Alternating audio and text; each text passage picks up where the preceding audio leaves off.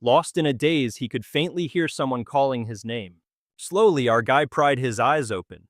But what he saw when he opened them was completely unbelievable.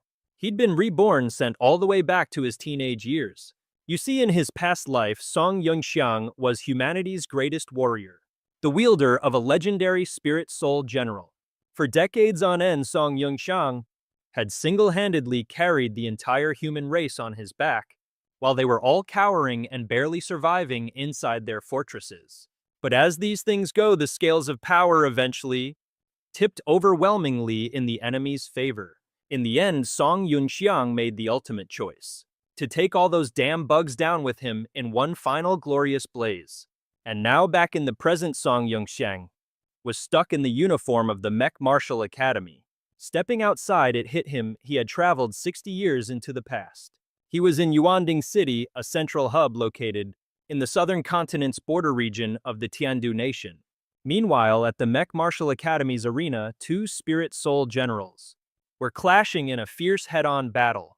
As these two titans of steel were throwing down, the sidelines were packed with students cheering their hearts out. Tucked away in a corner, a young man named Lu Yan watched the spectacle with a look of pure awe and fascination on his face.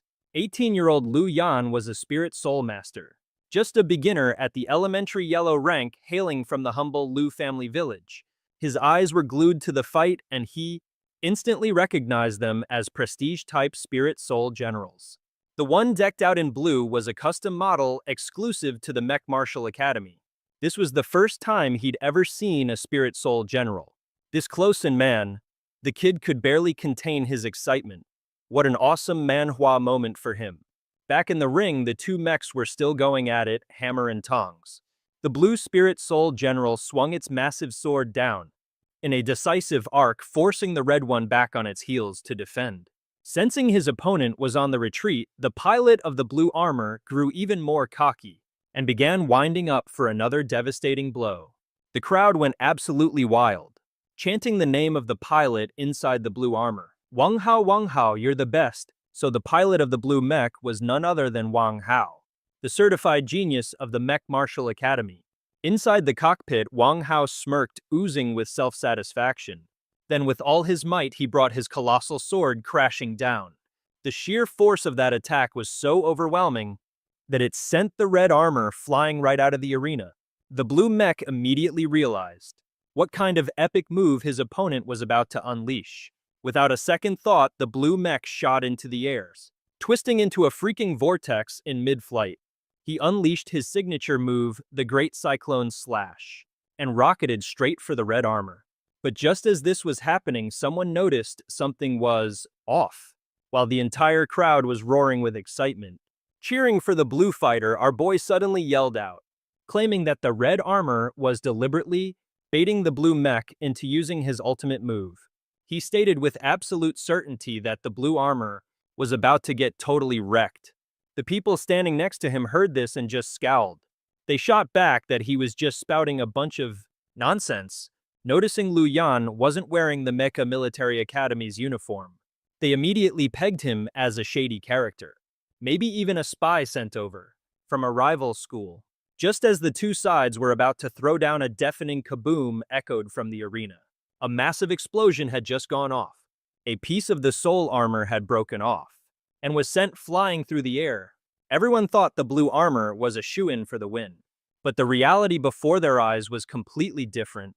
The red armor was standing tall, his massive sword easily parrying the blue mech's attack. The outcome of the match left the entire crowd absolutely shell-shocked. They were so stunned they couldn't even form a sentence. Nobody expected the red mech to pull off such a dramatic last-second comeback. This is why I love a good action manhwa. The same guys who were just cussing out Lu Yan a minute ago were now convinced that the blue armor's loss was all his fault for jinxing it and distracting them, making them miss the whole thing. When they turned around to find Lu Yan and give him a piece of their mind, he had somehow already vanished into thin air. By now, Lu Yan had already slipped out of the arena, making his way around to the back of the academy. He grumbled to himself as he walked. Man, if I had stayed there any longer, I would have been public enemy number one for that mob. But just his luck, Lu Yan ran left, right, and every which way, but only managed to get himself completely and utterly lost. He kept running into dead ends and he couldn't find that big red door the old man had told him about. After wandering around for a little while longer, our boy ran smack into yet another dead end. He was utterly speechless. Seriously, what kind of lunatic designed a layout this ridiculously complex? His head started to spin a complete mess and he had no idea what to do next. With no other options, Lu Yan decided to go full caveman. He was done trying to navigate this maze and opted to power up his body with soul force and just leap over the wall. A golden metallic glow erupted from Lu Yan's entire body and then he shot upwards, clearing the wall by dozens of meters before making a picture-perfect landing. It was a 10 out of 10 jump, a move straight out of a classic manhwa. And Lu Yan couldn't help but feel pretty darn pleased with himself. But the moment he looked up, what greeted his eyes was the sight of several gorgeous girls changing their clothes. I don't know if you'd call this guy lucky or just plain cursed, but he had managed to land squarely in the girls' changing room. Seeing such a stimulating scene, Lu Yan completely froze for a solid few seconds. All of a sudden, a girl named He Yan, an 18-year-old and the class president for grade 10 at the Mecha Arts Institute, also happened to be a late-stage yellow-rank star soul master. She suddenly felt like someone was watching her, so she whipped her head around. The moment she turned, presenting her perfectly round assets, Lu Yan's face went beet red, and his nose just exploded like a geyser. Realizing she was being gawked at, He Yan started trembling with rage. She immediately summoned her girl squad to hunt the peeper down. As he bolted, Lu Yan desperately tried to explain that he didn't do it on purpose, but fate, being a cruel mistress, had a different plan, leading Lu Yan straight into a dead-end alley once again. In a flash, He Yan and her crew, armed with whatever they could find, cornered him. They weren't interested in his excuses. They just wanted to beat Lu Yan into a bloody pulp. After that, the only sounds echoing in the alley were the pathetic screams of Lu Yan mixed with desperate pleas like, "Please stop hitting me." It was truly a miserable scene. A short while later, on the top floor of the administration building inside the dean's office, Lu Yan was hauled in by the furious He Yan and her posse. His face was so swollen, he looked like he'd headbutted a hornet's nest, swollen and bruised from a merciless beatdown. And it was here that he was forced to spill his life story. Turns out he's from Lu Family Village, located on the southern border, and he's a new student who passed the special entrance exam. Today, he was just trying to register at the Mecha Martial Arts Institute. Then he made sure to plead his case, swearing he wasn't intentionally trying to be a peeping Tom and that the whole thing was just one big unfortunate misunderstanding. Sitting across from him was Gu Shijing, the acting dean of the Mecha Martial Arts Institute, with Xiao Yue by her side. Her secretary was reading aloud from Lu Yan's file. Apparently, Lu Yan is 18 years old, a soul master at the initial Huang rank with an aptitude assessment, result of external second class. He previously attended a preparatory school for soul masters, scoring 92 in academics and a whopping 97 in martial arts, passing the special exam. For the Mecha Martial Arts Institute, his father was a retired soldier who had reached the peak Huang rank in the Tiandu Kingdom's army with the rank of corporal, and had even earned a third-class merit citation once.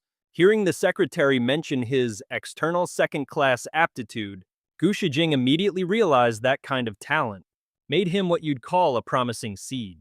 If nothing unexpected happened, he could probably break through to the Zhuan realm before he even turned 20. With that thought, she decided to place Lu Yan in Class 10 and then told her secretary to go ahead and process his admission papers. But as Lu Yan caught the sly, almost sinister look in Gu Shijing's eyes, he got this sinking feeling that something very unlucky was waiting for him just around the corner. He couldn't help but wonder, what in the world does that look mean? Just then, Gu Shijing ordered untie him, which sent He Yan into a frenzy. She absolutely could not believe they were handling this guy so leniently, despite Lu Yan's claims of innocence, and though she was practically boiling with rage, He Yan had no choice but to bite her tongue. Oh, she desperately wanted to give Lu Yan another thorough beatdown, but since they were in the dean's office, all she could do was let her frustration show on her face. What a classic Manhwa scene. She puffed up her cheeks, steam practically shooting out of her ears, in anger, looking ridiculously cute in the process. How adorable. Gu Shijing arranges for Lu Yan to be in the same class as He Yan, and what's more, she basically dumps Lu Yan on the poor girl, telling her to show him around the school and help him get settled. After that, he's to be handed over to Instructor Wu. But first, he needs to swing by the administration office to pick up his uniform. The sheer injustice of it all had He Yan trembling with rage, but she didn't dare argue back, forcing herself to agree with the director. With that settled, Gu Shijing had Xiaoyue hand over Lu Yan's file to He Yan. Xiaoyue took out the file and compressed it into a data card, then handed it to Lu Yan with a word of caution. This little card contains all of your personal data, Lu Yan, so please take good care of it.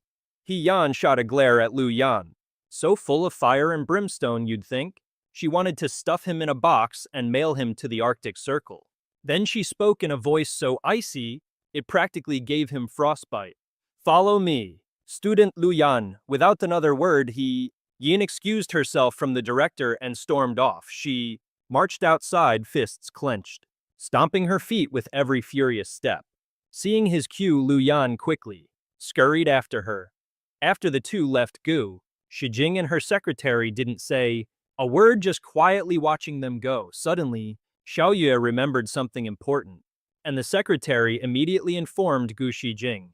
According to a report from assistant instructor Cheng Yi, a student has gone missing. The student is number 16 from class 10, named Song Yongxiang. He's been absent for 3 days now, and we still haven't been able to contact him. Hearing that a student was missing, even Gu Shijing found the situation extremely puzzling, just as Xiaoyue suggested. Seeking authorization to report the missing student to the security bureau, Gu Shijing cut her off. You'd think Song Yongxiang was someone special to have made such an impression on the director. But oh no, it turns out the only impression she had of him was that he was that useless trash from the Song family with an innately flawed spiritual vein. This Manhwa plot just keeps getting thicker. Turns out Jia Yong'an basically pulled some strings to get into the Jiwu Institute. Xiaoyue then continued with her report. Apparently, the last student to see Song Yongxiang said that Song Yongxiang had cornered them in the dorms and started asking all sorts of bizarre questions. They also overheard him muttering something about still having 3 days left, that sort of thing. And then poof, he vanished into thin air. Right in the middle of her detailed report, Xiaoyue started choking on a cloud of Gu Shijing's cigarette smoke. She immediately spun around to give her an earful. Seeing this, did Gu Shijing stop? Of course not. Instead, she took another long, deliberate drag from her cigarette and brazenly blew the smoke right back in Xiaoyue's face, which only made her even more furious. The girl's hair practically stood on end like an angry cat puffing up its fur. The two of them bickered for a good while before finally getting back to the whole Song Yongxiang situation. According to Gu Shijing, his family situation is, shall we say, a bit complicated. So she's going to try and get in touch with his family first. Meanwhile, He Yan is giving our boy Lu Yan the grand tour of the academy. Over there, you've got the residential area for the Jiwu Institute's staff. Walk past the staff housing and you'll hit the student dorms. The building on the left is the potion crafting lab, and the path on the right leads through the main lecture building. She then gave him a little heads up. Tomorrow he has a class on astral soul construct formation, and another on basic coded language arrays. Sounds like a real page-turner. Both classes will be held in the tiered lecture hall in the main building. Tailing along behind her, Lu Yan couldn't help but wonder where on earth they were going now. In response, He Yan told him she was taking him to the combat arena, because this afternoon is the practical combat class for astral souls. She also made sure to remind Lu Yan that in a bit he'd better change into that new uniform he just got. Apparently, the class instructor absolutely despises students who dress casually. This isn't some slice-of-life manhwa after all. Noticing that he was just standing there zoning out instead of following her, He Yan got all huffy and turned back to hurry him along. And just as she turned around, she saw Lu Yan Where were they going? In response, He Yan said. She was now taking him to the combat arena, because this afternoon is the practical combat class for astral souls. She also made sure to remind Lu Yan in a little while that he should change into the new uniform he just received, because the class instructor absolutely hates students who show up in whatever they want. Seeing him just standing there spacing out and not following her, He Yan got annoyed and turned back to rush him. The moment she turned around, she saw Lu Yan, and annoyed turned back to hurry him along. When she turned around, she saw Lu. Lu Yan was staring dumbfounded at something which made our girl raise a giant invisible question mark. All she could see were Lu Yan's eyes wide as dinner plates and practically glowing. Turns out my man was absolutely gobsmacked by the statue in front of them. Seeing his fanboy reaction, He Yan decided to fill him in. This, she explained, is the mech frame of a legendary hero from 400 years ago. It goes by the epic name of Soul Spirit General Tatsi. With a face beaming with pride, He Yan happily recounted the tale for Lu Yan. The grand history of the Martial Mech Academy. The very first director was the hero chosen by the Soul Spirit General Tatsi itself. That absolute legend piloted Tatsi and conquered the entire Nanzhou region for the Tiandu Kingdom. And then 400 years ago, he established the Nanzhou Martial Mech Academy. The director's Soul Spirit General eventually transformed into a Soul Jade. It was then sealed inside this very statue to protect the Martial Mech Academy, and to wait for the next hero to show up. After hearing He Yan's awesome story, Lu Yan's eyes were practically on fire. He felt something, a specific kind of power bubbling up and surging through his body.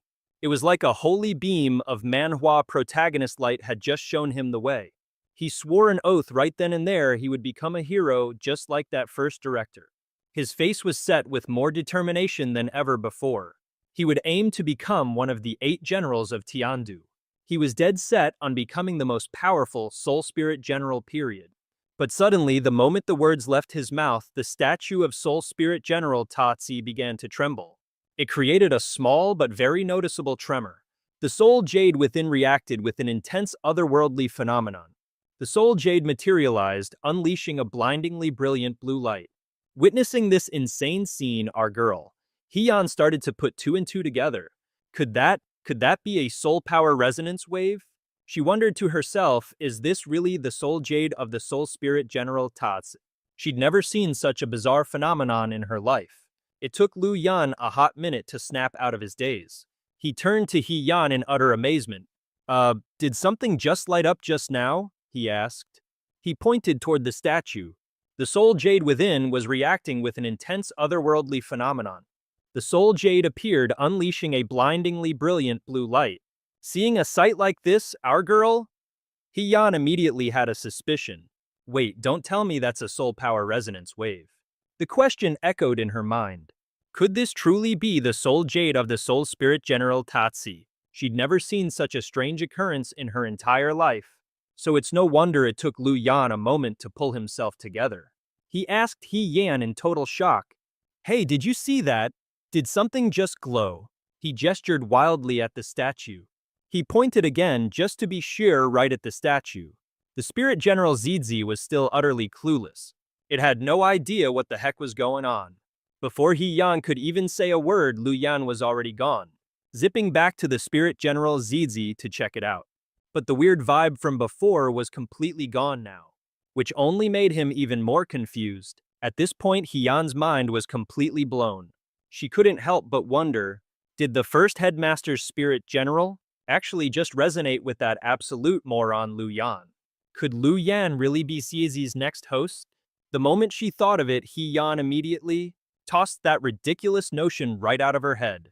She was absolutely positive that what she saw before was just a total hallucination. I mean, how could the legendary Spirit General from the start of this manhwa possibly choose a complete dummy like Lu Yan? Up ahead, Lu Yan was still totally absorbed, studying the statue. He licked his finger and poked the Spirit General with it just to see what would happen. Right then, a furious He Yan charged over and gave Lu Yan a good smack. Hey, you need to learn how to behave and stop touching everything. After that, He Yan dragged Lu Yan away like he was a misbehaving puppy to go report to the instructor. And even with a massive throbbing lump on his head, Lu Yan couldn't shake the nagging thought that the spirit general had definitely reacted to him. High above, Song Yongsheng had been watching the entire thing unfold. He was a little surprised that people from the Eastern continent 16 years ago still believed in the legends of immortals descending to the mortal realm. By now, his own preparations were pretty much ready. Everything was more or less in place. He swore to himself that this time he would absolutely not let them sacrifice themselves here for nothing. At that moment, the martial arts arena was ringing with the deafening cheers of an excited crowd.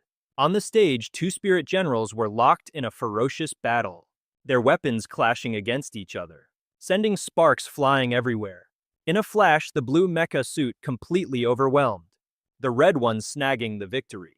The audience below absolutely roared, getting hyped up. After the match wrapped up, King Yi, the 10th grade assistant instructor, an initial stage profound rank spirit master, asked instructor Wu if the blue mecha deserved an extra point.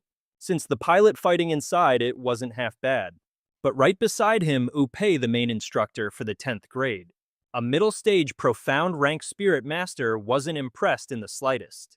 With a completely deadpan expression, she tore into the blue mecha's fighting style, calling it an absolute chaotic mess. A style like that on a real battlefield, that's a one-way ticket to the afterlife.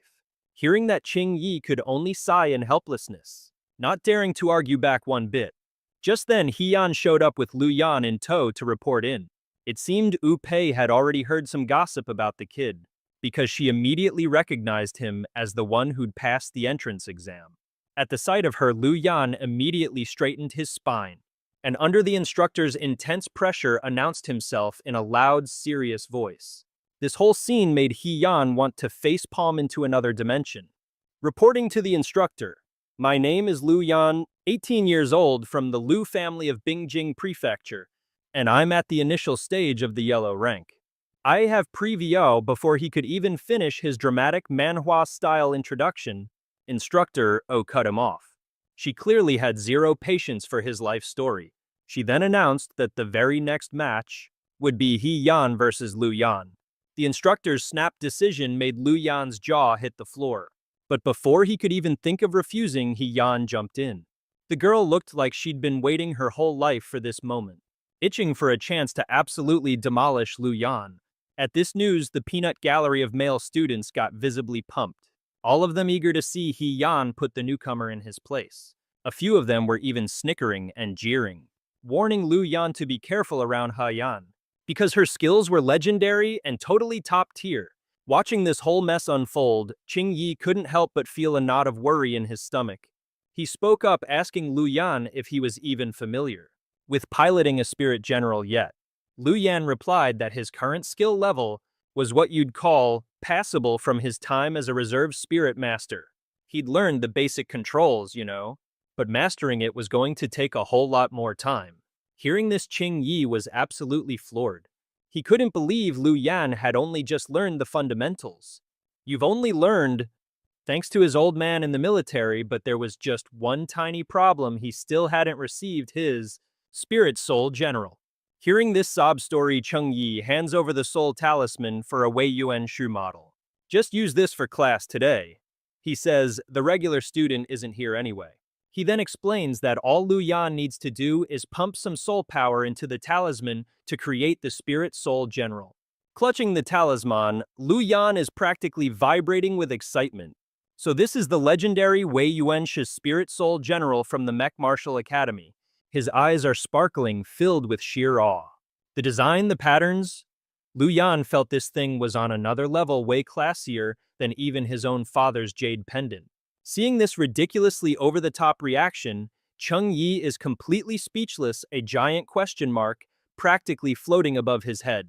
Stepping onto the stage, He-Yan takes out her soul talisman and summons her spirit soul general. Across from her, Lu Yan eagerly does the same.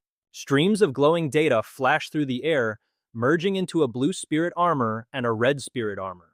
Inside her armor, He-Yan can't hold back a wicked, mischievous grin. She was dead set on beating Lu Yan to a pulp, no mercy whatsoever. She was gonna beat him so badly he'd forget all about that little peeping incident from before.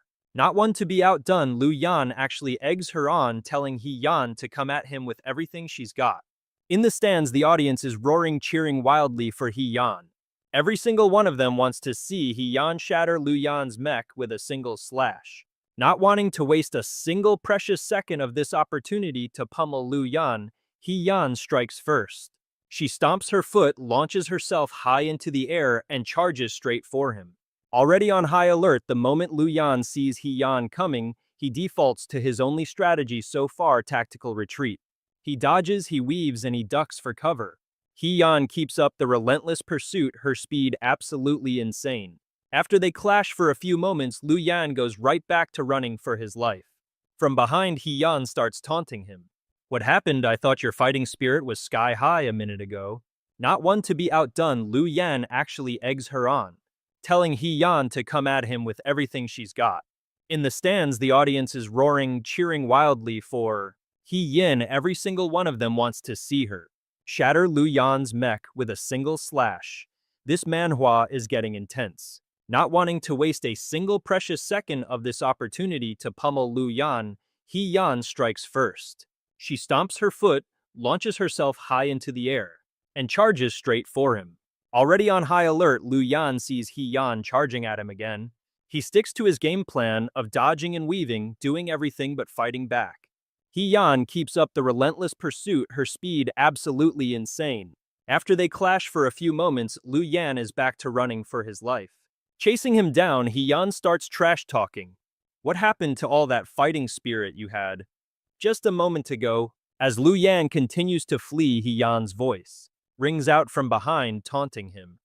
Seriously, where did all that bravado from a minute ago disappear to? Was through the roof, but paying He Yan no mind our boy. Just kept on dodging. Even Cheng Yi, who was watching the match, was getting pretty disappointed with this run around like a headless chicken fighting style of Lu Yan's. Suddenly, Ube spoke up, telling him not to underestimate Lu Yan just yet.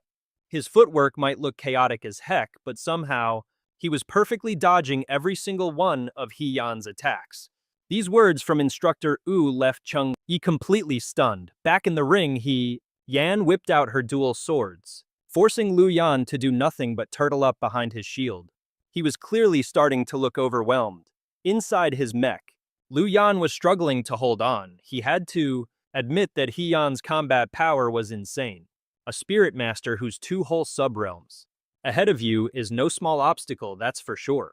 Up in the stands, a few impatient spectators started yelling at Lu Yan to get a move on.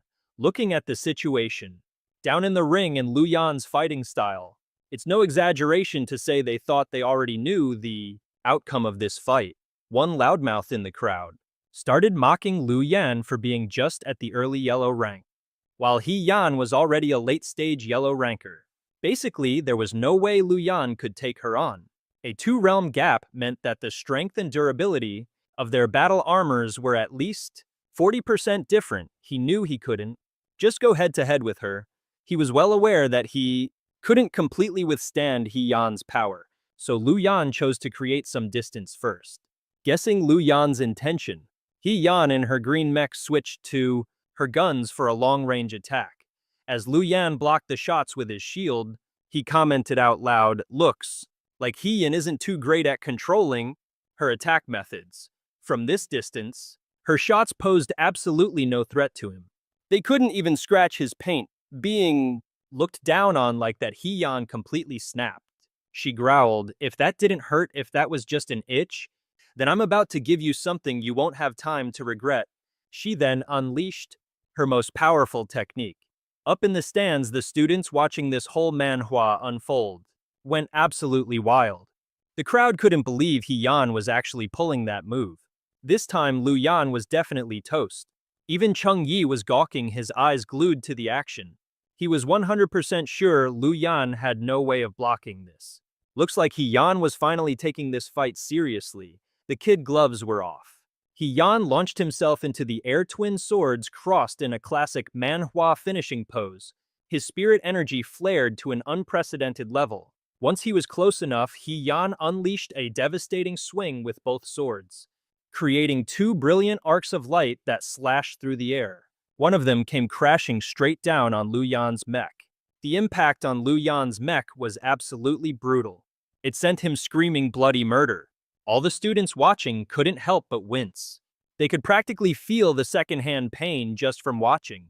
Getting schooled by Yan on his first day, man, what rotten luck for the new guy. But through it all, the instructor Wu remained completely unfazed. She just quietly muttered under her breath that Lu Yan had already won. Hearing this, Chung Yi couldn't believe his own ears.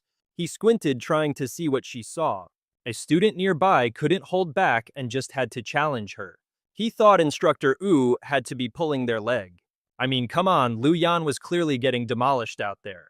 In response, Ope just told them to open their eyes and really watch. Sure, the red mech Lu Yan was piloting was seriously messed up, but his sword was already aimed squarely at the blue mech's critical weak point. And according to the rules of engagement, that means Lu Yan was the victor. Seeing that sword pointed right at his Achilles' heel, Yan's eyes went wide with disbelief. He just couldn't process this outcome. Lu Yan, on the other hand, was looking battered but wore the smug grin of victory. Inside his cockpit, Yan was practically catatonic. He just stammered, repeating the result of the match over and over in a daze. The onlooking students were just as flabbergasted. Nobody ever imagined that a total newbie, who was a full 2 realms weaker, could actually manage to beat Yan, the Academy's resident elite genius. For the first time, the stone-cold instructor Wu actually cracked a tiny smile. She and Chung Yi then made their way down to the arena. She praised the battle between Yan and Lu Yan as a pretty decent fight, so she called on Lu Yan to share his strategy with the class. Lu Yan, who had clearly been waiting for this moment his entire life, eagerly began his speech. In his mind, his victory was a total no-brainer. Lu Yan broke down his entire combat approach. Having been waiting for this exact moment, Lu Yan enthusiastically explained. He'd always felt that the whole thing with Nanzhou, that was one heck of a thrilling victory. Yan's attacks were absolutely ferocious, so our boy basically stood zero chance of fighting back. Yan's accuracy was sharper, her battle armor was stronger, and her speed was on a completely different level. But as Lu Dian kept a close eye on Yan's movements, he noticed that she rarely used her soul power to get a speed boost. Lu Dian immediately guessed that Yan's soul power was probably running on empty. Either that or her fighting style naturally leaned more towards defense. Hearing this analysis, Instructor O shot Lu Dian a very different kind of look. He silently gave him props, even while fighting a much stronger opponent. The kid could still stay cool and analyze the situation. This guy, he really wasn't half bad. But Lu Dian wasn't finished with his breakdown. He went on about how he deliberately created more distance between them. That's when he confirmed Yan wasn't skilled at using her soul power. On top of that, he figured out she had a pretty short fuse. So he decided to intentionally get on her nerves. And just like that, she walked right into his trap. Hearing her defeat being spelled out like this, Yan was absolutely seething with a mix of shame and rage. She tried to keep her cool, but her entire body was trembling. She couldn't stand to listen anymore. Yan whipped around and started laying into Lu Dian, screaming that he only won because he got lucky. But Lu Dian couldn't care less about that accusation. He was suddenly freaking out over something else entirely. The mecha got pretty banged up in the fight, and he was terrified he was going to have to pay a fortune for it. This comment just left Yan utterly exasperated. She had to explain it to the simpleton. Star Soul generals are summoned by Star Soul masters. They don't break, that's not a thing. Thinking back, Yan remembered something. Mecha number 16, it belonged to Song Yongxiang. And just the thought of that guy put her in a foul mood. In her eyes, Song Yongxiang was the infamous 3-minute trash young master, and he'd been skipping class for 3 days. Of everyone there, only Lu Dian had no idea what that 3-minute nickname meant. He wondered aloud, wait, does that have to do with his, performance in bed? The other students had to quickly clear up his dirty misunderstanding. Apparently, Song Yongxiang's heavenly soul is defective. He can never hope to level up for the rest of his life. To put it bluntly, he's the ultimate loser, the trash of all trash, a classic trope right out of a manhwa. Hearing all this juicy gossip, Instructor Wu looked like he couldn't care less, bellowing for all the students to head back. But just a second later, the sky above the Mecha Martial Arts Academy went completely dark. A shiver ran down Heiyan's spine. I mean, come on, it was barely even evening. What in the world was going on? Before anyone could even process it, the sky just ripped open with countless tears appearing out of nowhere. And from those rifts, a whole parade of monstrous giant beasts started pouring out. Suddenly, emergency alarms blared across the entire city.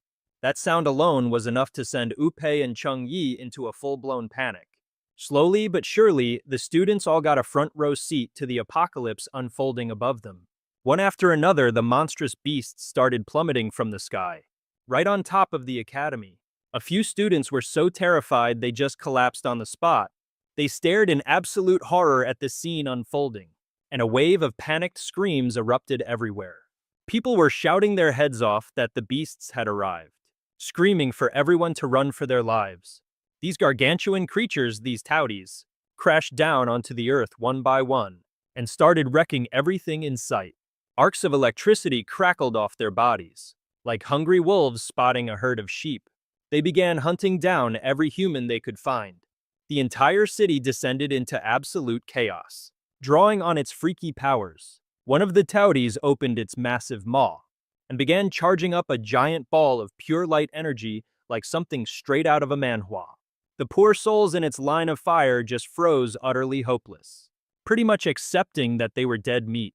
And sure enough, wherever that death beam swept, it vaporized people on the spot. Even massive buildings were no match for it, getting mercilessly obliterated. The unstoppable energy beam shot out from the beast, heading straight for the Mecha Martial Arts Academy, with no other choice. Relying on his combat instincts, Opei yelled out Chung Yi's name. Getting the message loud and clear, the kid summoned his spirit general, using its massive shield to block the beam and save the academy from certain doom. But just the shockwave from the impact was enough to send a whole bunch of students flying. It took a few tense moments for the attack to finally die down. But here's the kicker: after blocking just that one attack, Chung Yi's mecha had already sustained 73% damage, and his own soul force was seriously drained. Just 22.6% remaining. Chung Yi hears the announcement, and a look of panic washes over his face as he breaks out in a cold sweat. Yeah, this was definitely not part of the plan. Following the last wave of ferocious beasts, the rest of the monstrous horde finally touches down. They're Taiodi, the most gluttonous species known to man. Without a moment's hesitation, Upei begins assessing the battlefield, trying to get a head count on just how many of these things have crashed the party. As for Chung Yi, he's shouting at the top of his lungs, telling all the other students to find somewhere anywhere to hide.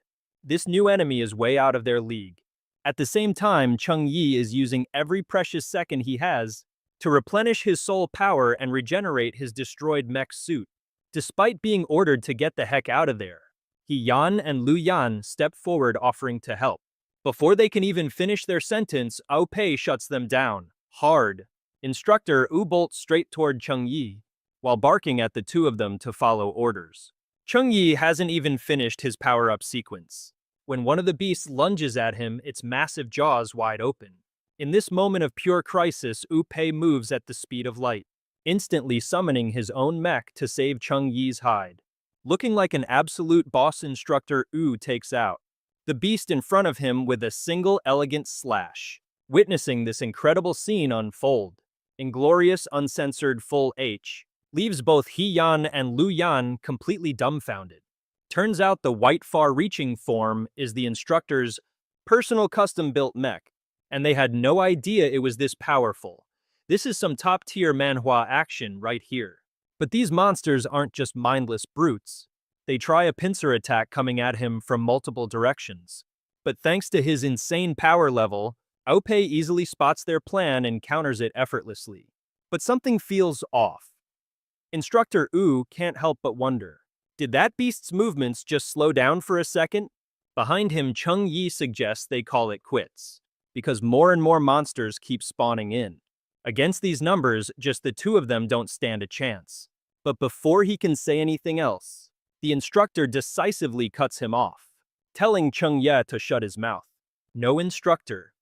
Was not about to let him finish that sentence. He decisively cuts him off again, telling Chung Ya to zip it, period. We've got to hold the line until reinforcements get here. These monstrous beasts are not getting past us. In front of Ope and Chung Yi, a veritable tidal wave of beasts swarmed toward them. The entire city was a chaotic wasteland of smoke and ruin. Staring at the absolute carnage, a panicked Lu Yan turned to He Yan. So, what's the plan now? Completely out of ideas. He Yan decided to go with the instructor's advice, urging Lu Yan to get the heck out of there. Look with our power levels, she said, will just be high-level dead weight. Getting in their way, as much as he hated to admit it, Lu Yan knew she was right and reluctantly agreed. The two of them beat a hasty retreat back toward the academy. On their way, Lu Yan noticed countless, bright points of light streaking across the sky. At that very moment, Wu Pei got a signal from the command room. Xiao Ye was on the line reporting that the cavalry was on its way. She ordered Wu Pei to form a platoon, with Wu Pei herself taking the lead as captain. The mission objective: defend the arena. Do not let a single beast escape. Hearing her orders, Wu Pei's determination soared, and she launched a ferocious counterassault on the monsters. A moment later, a whole squad of other Astral Soul generals descended from the heavens. But these weren't instructors. They were the big shots from the student council here as reinforcements. Though she was clearly running on fumes, Wu Pei pushed through it, taking command like a true leader. She ordered all the mechs to assemble into a 12-unit formation to face the beast horde. Every single Astral Soul general received the command and immediately snapped into the Tiger Wing formation. It was a scene straight out of an epic manhwa. All the Astral Soul generals moved in perfect sync, creating an impenetrable wall right in the path of the stampeding beasts. The Tiger Wing formation. Now, this particular battle strategy is pretty slick. The commander acts as bait, while the two flanks swoop in for the kill. Not only does it let them use the terrain to their advantage, but it's also perfect for a long, drawn-out defensive fight. Killing two birds with one stone, basically. The move was so brilliant that even Gu Shijing couldn't help but nod in approval, praising Ope for truly living up to her nickname as the White Fox of the Northern Battlefield. Down at the command platform, Xiao Ye gave her report. Yue was on battle monitoring duty, giving the play-by-play. The defensive line was up and running, and the cavalry had arrived. That was the cue. Little Yue turned to Gu Shijing, basically asking, "All right, boss, what's next?" Without missing a beat, Gu Shijing bellowed out her orders to the pilots of the Mecha Martial Arts Academy. Hold your positions at all costs. We're boxing these ferocious beasts in. You will hold the line until this entire wave of monsters is over, with their orders clear. Ao Pei and the other students steeled their resolve. This wasn't about winning. It was about surviving, and just like that, hordes of ferocious beasts crashed against the student defenders. It was a tough fight, a classic struggle you'd see in any action manhwa. A weapon was snatched right out of a student's hand by a touty. These things were using their multi-armed advantage to full effect, unleashing a flurry of attacks, claws crackling, with lightning swiped down, instantly blasting a spirit soul general right off its feet. An explosion ripped through the academy grounds, sending smoke and debris flying everywhere. And out of that dusty chaos, a ferocious Taotie emerged, tearing through the smoke. We're talking a body several stories high, and who was right in its path? None other than He Yan and Lu Yan, running for their dear lives. The beast's grand entrance was really not helping their situation, as chunks of the ground behind them kept getting launched into the air. One wrong step, and they'd be turned into human pancakes, realizing that if they kept up this jogging pace, they'd be monster chow in no time. The touty would catch them for sure, so with no other choice, He Yan decided to make a stand, declaring she'd hold the beast off.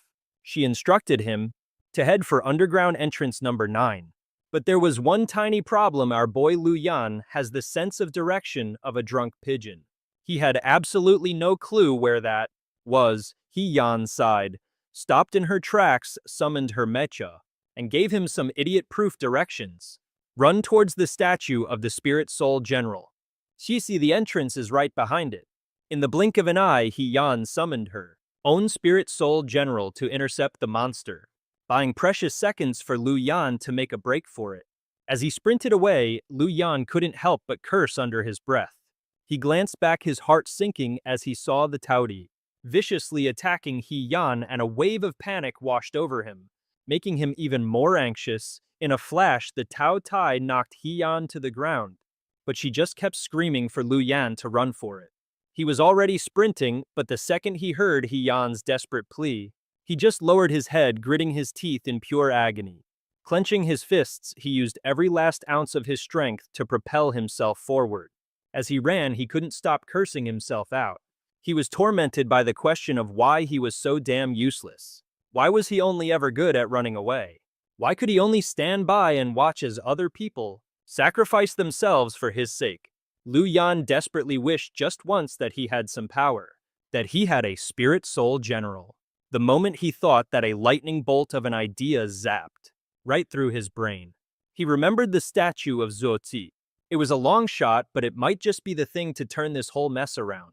He remembered how the statue's soul Jade had reacted when he got close to it. What if he was the one the soul Jade had chosen? If that was true, he could obtain the power of the spirit soul general Zuozi. This was like something straight out of a manhwa. The more Lu Yan thought about it, the more it felt like some unseen force was pushing him, making him run faster and faster. He just prayed that He Yan could hold on for a little while longer. A moment later, the Zuozi statue was finally in his sights. Seeing that glimmer of hope, a huge smile broke out on his face. He tore towards the statue, yelling at the top of his lungs, hoping the headmaster would lend him his strength, praying that the spirit soul armor would accept him. But suddenly Lu Yan skidded to a stop. He stared ahead in utter shock because there was someone already on the statue. He couldn't figure out what in the fresh hell was going on. Not only that, but this shadowy figure had just smashed the Zuozi statue and pulled something out of it. If he wasn't mistaken, that was the soul jade of the spirit soul general Zuozi. Song Yungxiang stood on top of the statue, looking down at Lu Yan with a sly, mischievous grin. Lu Yan was so stunned he couldn't even speak. He just pointed a trembling finger at Song Yungxiang, who was standing on the Zuozi statue, and demanded to know who he was. Standing on that very statue, Song Yungxiang gazed down at Lu Yan, that sly, infuriating smirk never leaving his face. Lu Yan was completely floored, unable to get a single word out. He could only point accusingly at the man who was defiling the Zuozi statue, questioning who the hell he was. No. With zero hesitation, Song Yungxiang stood under the dark night sky. His face illuminated by a spirit, Jade looked impossibly cool as he answered Lu Yan's question. I am Song Yungxiang, and I have returned. The scene shifts, flashing through the faces of those Song Yungxiang couldn't save in his previous life. They appear in his memories, among them the instructors and cadets of the Mech Arts Academy. There were also those who once looked down on him, and the loving elder who cherished and protected him, as well as the brothers-in-arms who fought alongside him in the Zhuangjia Guard, and that important person who didn't hesitate to sacrifice their own life to protect him. Then there was the one who shielded him and gave him crucial advice during a desperate crisis. And of course, the enemies he could never forget, foes that seemed completely invincible in that awesome Manhwa arc. And finally, the Star-Lord system that was always with him. All the people he had met on the southern, western, and northern continents flashed by. These were the inner demons that had tormented him for decades. Suddenly, Song Yungxiang's eyes snapped open. He had just broken free from that torrent of memories during his cultivation. His entire body was drenched in sweat. A brilliant light erupted from his body, illuminating the entire area. It was so bright it could be seen clearly from outside. Song Yungxiang sat by the window as the first rays of dawn pierced through the room. He was panting from exhaustion, but he couldn't help but smile. He had finally broken through. The very air in the room seemed to crackle with his newfound power. Song Yungxiang was overjoyed that he had finally leveled up. The ancient seals on his body now glowed faintly on his skin. Song Yungxiang felt the immense power coursing through his veins and was deeply satisfied. He had leaped from the initial stage of the Huang rank all the way to its absolute peak. All it took was 3 days to break through 4 consecutive realms. Yunxiang sat on his bed, completely wiped as memories flooded back.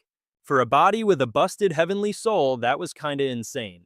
But it also meant he was out of time. Back when he was facing down tens of thousands of unbeatable enemies, I chose the only way out, self-detonation, taking them all to hell with me. Never in a million years did I think I'd actually get a do-over. Yun Sheng was practically giddy with excitement over his breakthrough. The intricate seal markings on his body pulsed, even showing up on his face. A satisfied smirk spread across Yun Xiang's face as he felt the sheer power coursing through him, from the early stage of the imperial rank all the way to its absolute peak. 4 realm breakthroughs in a row, all in just 3 short days. As Yun Shang rested on his bed, his mind drifted back. For a body with a gimped heavenly soul, that kind of progress is just plain ridiculous. But it also meant time was running out. Faced with an army of 10,000 impossible-to-beat foes, I chose to go out with a bang, taking every last one of them with me. Who would have guessed I'd actually get reincarnated? Faced with an unbeatable army, I chose to self-destruct, to take them all down with me, and yet somehow, I was reborn. Let's rewind the clock 16 years. The memories come flooding back to him, the person he was all that time ago. Because his celestial soul was defective. He was nothing more than the family reject, the piece of trash they cast aside. It was his father who, in a desperate bid to protect him, sent him off to this Nanzhou Mecha Academy. Yun Shang stares at himself in the mirror, but the image of his older, grizzled self from his past life flashes before his eyes. He admits to himself that back then, he was too naive to understand his old man's true intentions. Now, with a lifetime of experience under his belt, the older Yun Xiang can only cringe when he remembers his past self, a young master who used his status to live a life of shameless debauchery. But then the Mecha Academy was attacked by ferocious beasts. The Song family was annihilated and the capital Tiandu fell. It was only with the help of the Star-Lord system that he managed to cheat death countless times. This Star-Lord system, created by some unknown legendary sage, was something he just happened to acquire in his past life. Not only did it grant him some unbelievable, mind-bending abilities, but it could also copy other people's Star Soul generals for him to use, and somehow it followed him back to the past. He immediately calls upon the Star-Lord system to run a full diagnostic on his current situation. The system instantly analyzes and reports his current status back to him. Staring at the interface, Yun Shang sinks into thought. While he has no idea how the system managed to reincarnate, with him one thing is painfully clear: the Star Soul generals he spent a lifetime collecting along with everything else are completely gone. He clenches his fists, his eyes burning with resolve.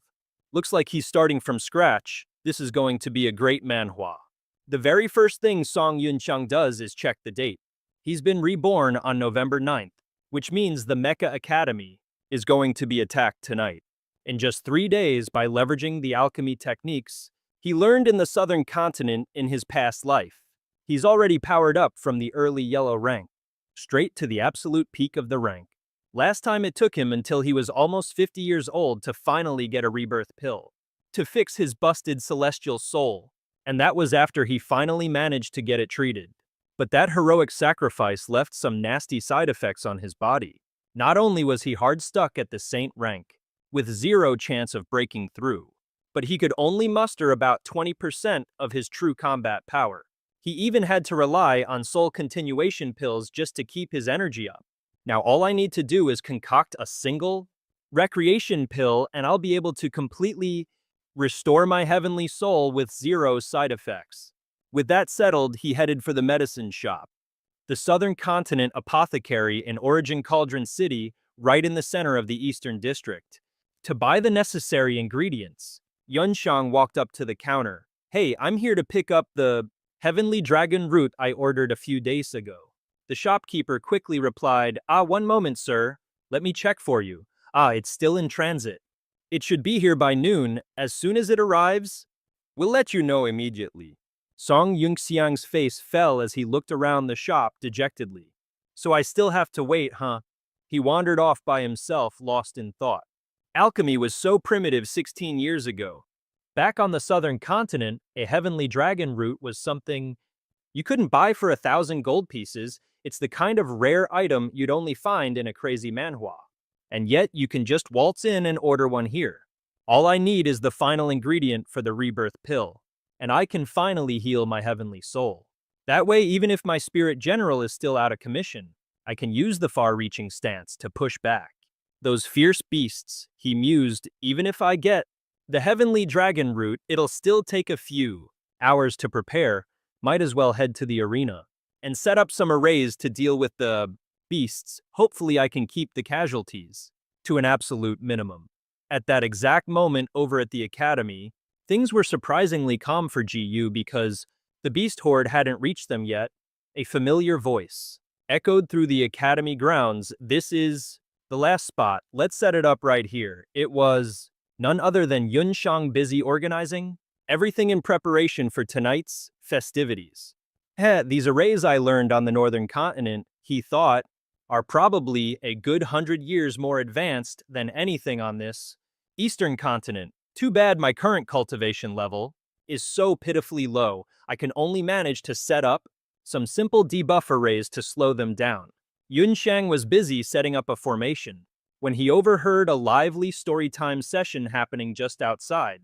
According to the legends of the eastern continent, an immortal once descended from the heavens, and this immortal summoned a celestial avatar, something far beyond a normal spirit general. Hearing this, our boy couldn't help but perk up his ears to catch the juicy details. The small crowd listening to the story was absolutely captivated, oohing and ahhing at every word. Wow, hearing you tell it. Yet I can feel a surge of energy just thinking about it. Turns out the master storyteller was none other than He Yan. And boy did she know her ancient lore. She continued with the tale. The very first headmaster of this academy was a hero. Chosen by the legendary spirit general Xie Qi'er, He Yan was completely in her element, lost in the epic saga. She was weaving a tale so grand it could be its own Manhwa series. The spirit general, she went on and on, spilling all sorts of fascinating details. Meanwhile, Yun Shang was lurking behind a pillar upstairs, listening and grumbling to himself. On this exact day in my past life, I ran right up to you, like a stray dog begging for a scrap of your power. And what did I get? Absolutely nothing. Well, things are going to be a little different this time. He pulled up his system interface and commanded it to scan the massive statue before him. The system's response was immediate. Analyzing the soul jade of an ownerless spirit general. Target confirmed, Spirit General ZC. Commence forced extraction. In the next instant, the statue roared to life like a giant freaking robot. It was dragged out into the open, leaving everyone completely gobsmacked. He Yan, however, was absolutely ecstatic at the sight. This was exactly like the legends she had just been recounting. This was some top-tier manhwa action. Is this a soul power resonance? Don't tell me that's ZC's soul jade. Lu Yan, still just a kid with zero real-world experience, was starting to panic. Seeing this for the first time, he turned to He Yan completely bewildered. Did something just light up over there? What in the world is going on? From his perch high above, Yun Xiang saw their stunned faces. But he couldn't care less. He was busy talking to his system. System. Has the host successfully copied the Spirit General Zicai? System, has the host copied the Spirit General Zici yet? Just tell me, is the copy of Spirit General Zici complete or not? The system immediately replied, the ownerless soul jade cannot be duplicated. It must be transferred into the system space after finding a host. Only then can replication commence. With a calm expression, our hero replied, well, if it's useless right now and to avoid causing a panic, we'll just have to acquire it during the chaos. When the fierce beasts attack tonight. Easy enough. Just then the system announced a new message. Yun Shang was a bit surprised. Oh, my heavenly dragon root delivery is here already. With that, he quickly wrapped up his preparations, so he could go pick up his package. All right, this area is more or less ready. Time to head to the apothecary and get my delivery. I need to hurry up and concoct that rebirth pill to restore my heavenly soul. This time, I won't let everyone's sacrifice be in vain. Returning to the market to find the apothecary, Yun Xiang strolled casually through the crowded street. But on that path, he brushed past someone who, in a single fleeting glance, caught his entire attention. His eyes narrowed with a flicker of recognition. This person felt both like a total stranger and someone he knew, leaving Yun Xiang completely baffled. Confused, he silently called on his system, run a scan. This feels like the start of a whole new manhwa plot twist. Scan this mysterious guy's info. Seeing how incredibly suspicious the man in front of him was, Song Yunxiang had his system give the guy a full scan. After the system did its thing, Song Yunxiang confirmed his theory was spot on. The soul force was concentrated in the dantian inside his chest. That's a cultivation technique you only find in the Northern Kingdom, but he had an even bolder theory.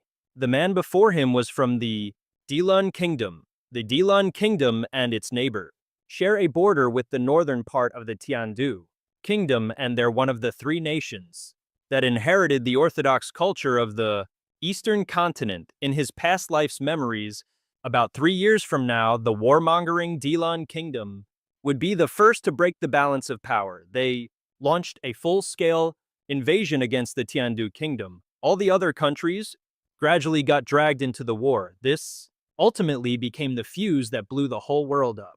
The Eastern continent, Yunxiang couldn't help but scratch his head. What in the world are people from the Weilun Kingdom doing here at a time like this? Or is there some juicy top-secret plot twist happening that I'm not privy to? Yunxiang decided to put a pin in that thought for now. He headed back to the Nanzhou Grand Apothecary's branch in Yuanding City to pick up the medicine he had ordered.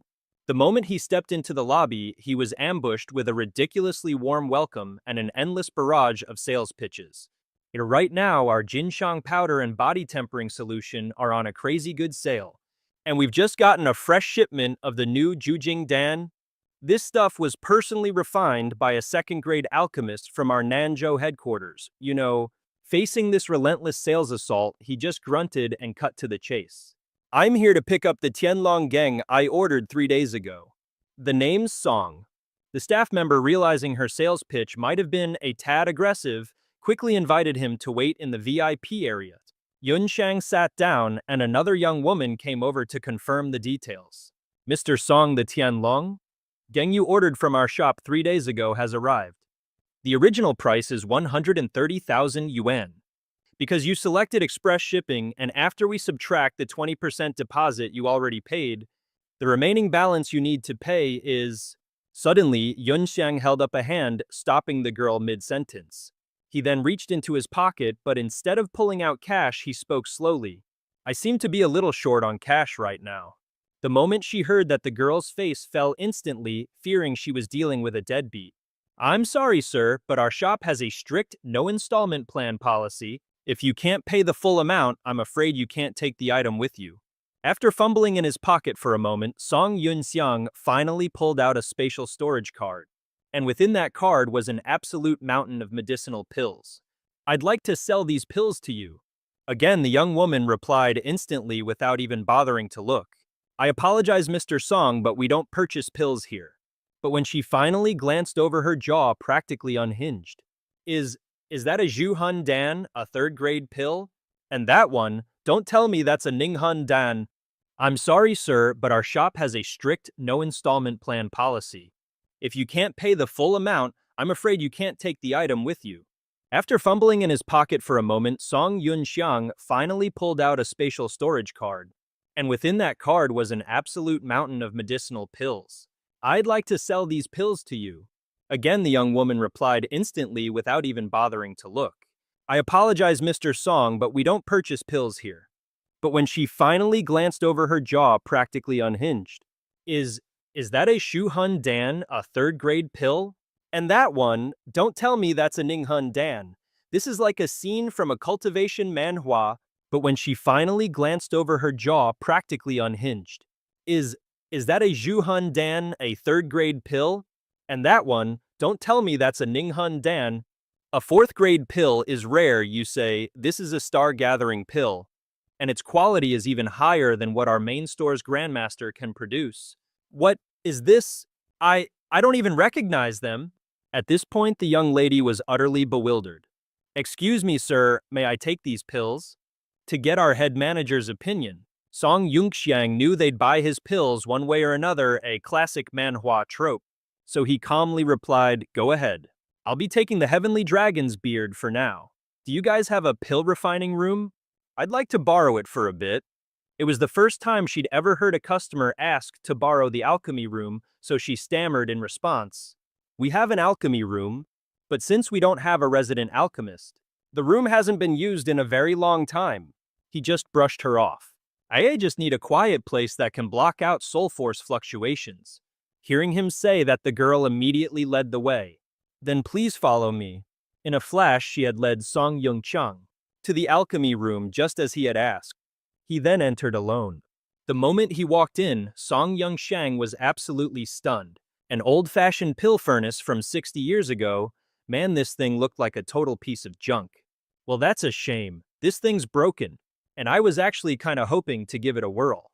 Yun-chang let out a heavy sigh, feeling about as useful as a soggy noodle as he accepted his fate. He plopped down on the floor. Good thing I learned the art of ethereal forging from the spirit race back in the southern continent, and combined it with a smelting formation. Who needs a clunky old furnace when you can make pills with magic? With a new plan in mind, Yun-chiang whipped out his supplies and started laying out the formation. One by one, he gathered all the medicinal herbs needed for the array. He gently dropped the final ingredient into the four-directional smelting formation. With all the materials now inside the magic circle, Yong-xiang was ready to cook. Everything was going suspiciously smoothly. If anyone happened to be walking past the alchemy room, they'd have seen a brilliant red light blasting out from inside. The young attendant took the pills from Yong-xiang's hands and immediately dashed off to find the head manager. Inside a luxurious office, a middle-aged man was scowling at his account books. A sudden knock on the door made him grumble. "Enter." The girl walked in holding the box of pills. Yun-xiang was brought to the manager's office in a flash. She explained to her boss, "The guest wishes to use these pills as collateral, so he gave this batch to me. There's one pill in there that looks like it's straight out of a legendary manhwa. I've never seen anything like it. Please have a look." The manager picked up each vial, nodding his head. A third-grade essence-gathering pill, a soul-continuing pill, and this one is a soul-condensing pill. Then his eyes landed on the final pill and his jaw hit the floor. He was so shocked he practically shrieked. "This is a flame-igniting pill." The head manager stared wide-eyed at the girl who brought the medicine. "Are you absolutely positive this client wants to sell these to our association?" Seeing how worked up he was, she quickly replied, "Yes, sir, that's exactly what the gentleman said." He shot up from his chair. "Where is he right now?" The girl stammered, "He's in the alchemy room. He wanted to borrow it for a bit, so I took him there." It was only then that she remembered a crucial, tiny detail. "Oh, I forgot to tell you, sir. The alchemy furnace is broken. But he's just a kid. He probably doesn't even know how to make pills right. He must have just wanted a soundproof room to chat with someone." Oh, how spectacularly wrong she was. Because in reality, Song Yung-chiang's true age was probably greater than that old manager's grandfather. That's why refining a pill without a cauldron is an absolute piece of cake for him. In the blink of an eye, Song Yung-xiang had already finished concocting a pill. He was drenched in sweat but looked absolutely thrilled. All because he'd successfully crafted a brand new pill. Without a moment's hesitation, Song Yung-xiang popped the pill he'd just created right into his mouth and swallowed it whole. Then he began to absorb that 6th-grade medicinal pill on the spot. His soul meridians could finally be restored. The sigils across his body began to glow once more. Song Yung-xiang's entire body looked like it was enveloped in a brilliant blue flame. Just then, the head manager and that young lady finally arrived. They came to a stop right in front of the alchemy room he'd entered. The old man pointed a finger at the room and asked, "Not a peep, and it's been 2 full hours. Are you certain that guest has been inside this alchemy room the entire time?" Song Yung-xiang's entire body looked as if it were shrouded in a mystical blue fire. At that moment, the head manager and the young lady arrived right outside the alchemy room, the very one he had entered. He pointed at the room and demanded, "There's been no movement. It's been 2 solid hours. Are you absolutely positive that customer is still in this alchemy room? Are you absolutely positive that customer is still in this alchemy room?" She answered nervously, He seems to be inside. He set up some kind of restrictive array or something. The door won't open from the outside." The second those words left her lips, a sound echoed from within the room, and the door slowly began to creak open.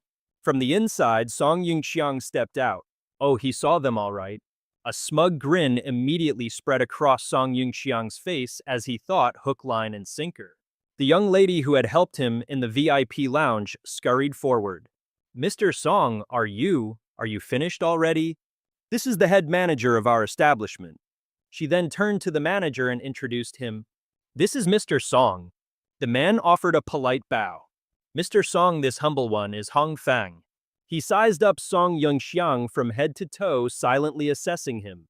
Judging by the clothes this young man is wearing, they seem to be the uniform of the Jishuan Academy, and yet he was able to casually pull out so many precious medicinal pills. Could he be the young master of some powerful clan?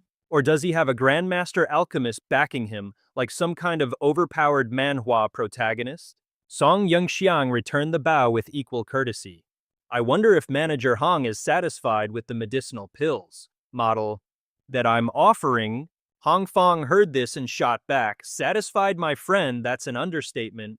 Hong Fong held up the vial of pills and said, this old one dares to guess, in that the red pill in this vial is none other than the legendary 5th grade blood-burning pill, the kind of cheat item you only see in a manhwa.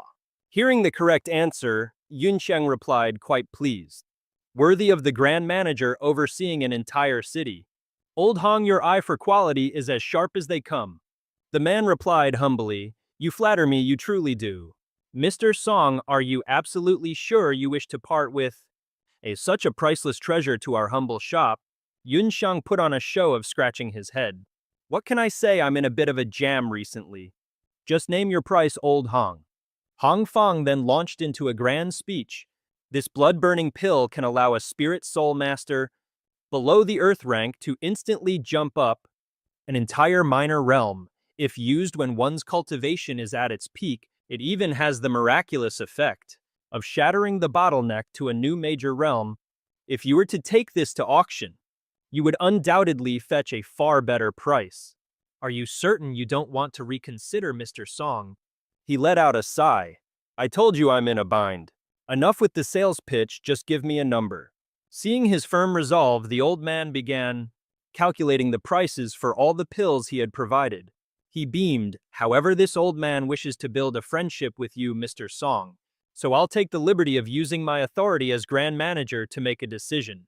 The total comes to 444,000. Let's just round it up to a nice even 500,000. I wonder if Sir finds that agreeable. Upon hearing this, Yunxiang smirked internally. This old fox, he sees my young face and thinks he can make me believe I've struck gold. Next on the agenda is to try and sniff out the source of all my pills. Yunxiang decided to play along.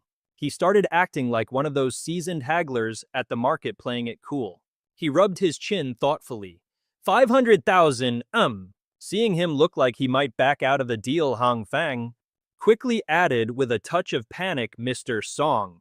To be perfectly frank with you, for this collection of pills, our shop would only be able to resell them for 600,000 at most. Offering you 500,000 is absolutely our final offer. That's a decision I can make. Or how about this, I'll even throw in some valuable medicinal herbs, worth tens of thousands more for Mr. Song. How does that sound? Seeing the fish had taken the bait, our hero pulled out his spatial card again and said, Old Hong, that's not what I meant at all. The house of Marquis Juan has never taken advantage of others. With a flourish, he materialized 2 more 5th grade pills and declared, I'll add 2 more blood combustion pills for a grand total of 1 million, nice and even. Hong Fang took the 2 vials Yunxiang offered, his mind an absolute whirlwind. He just whipped out 2 more 5th grade pills. Could it be? Does this young man actually have a 5th grade pill master backing him? Hold on a second. The house of Marquis Juan.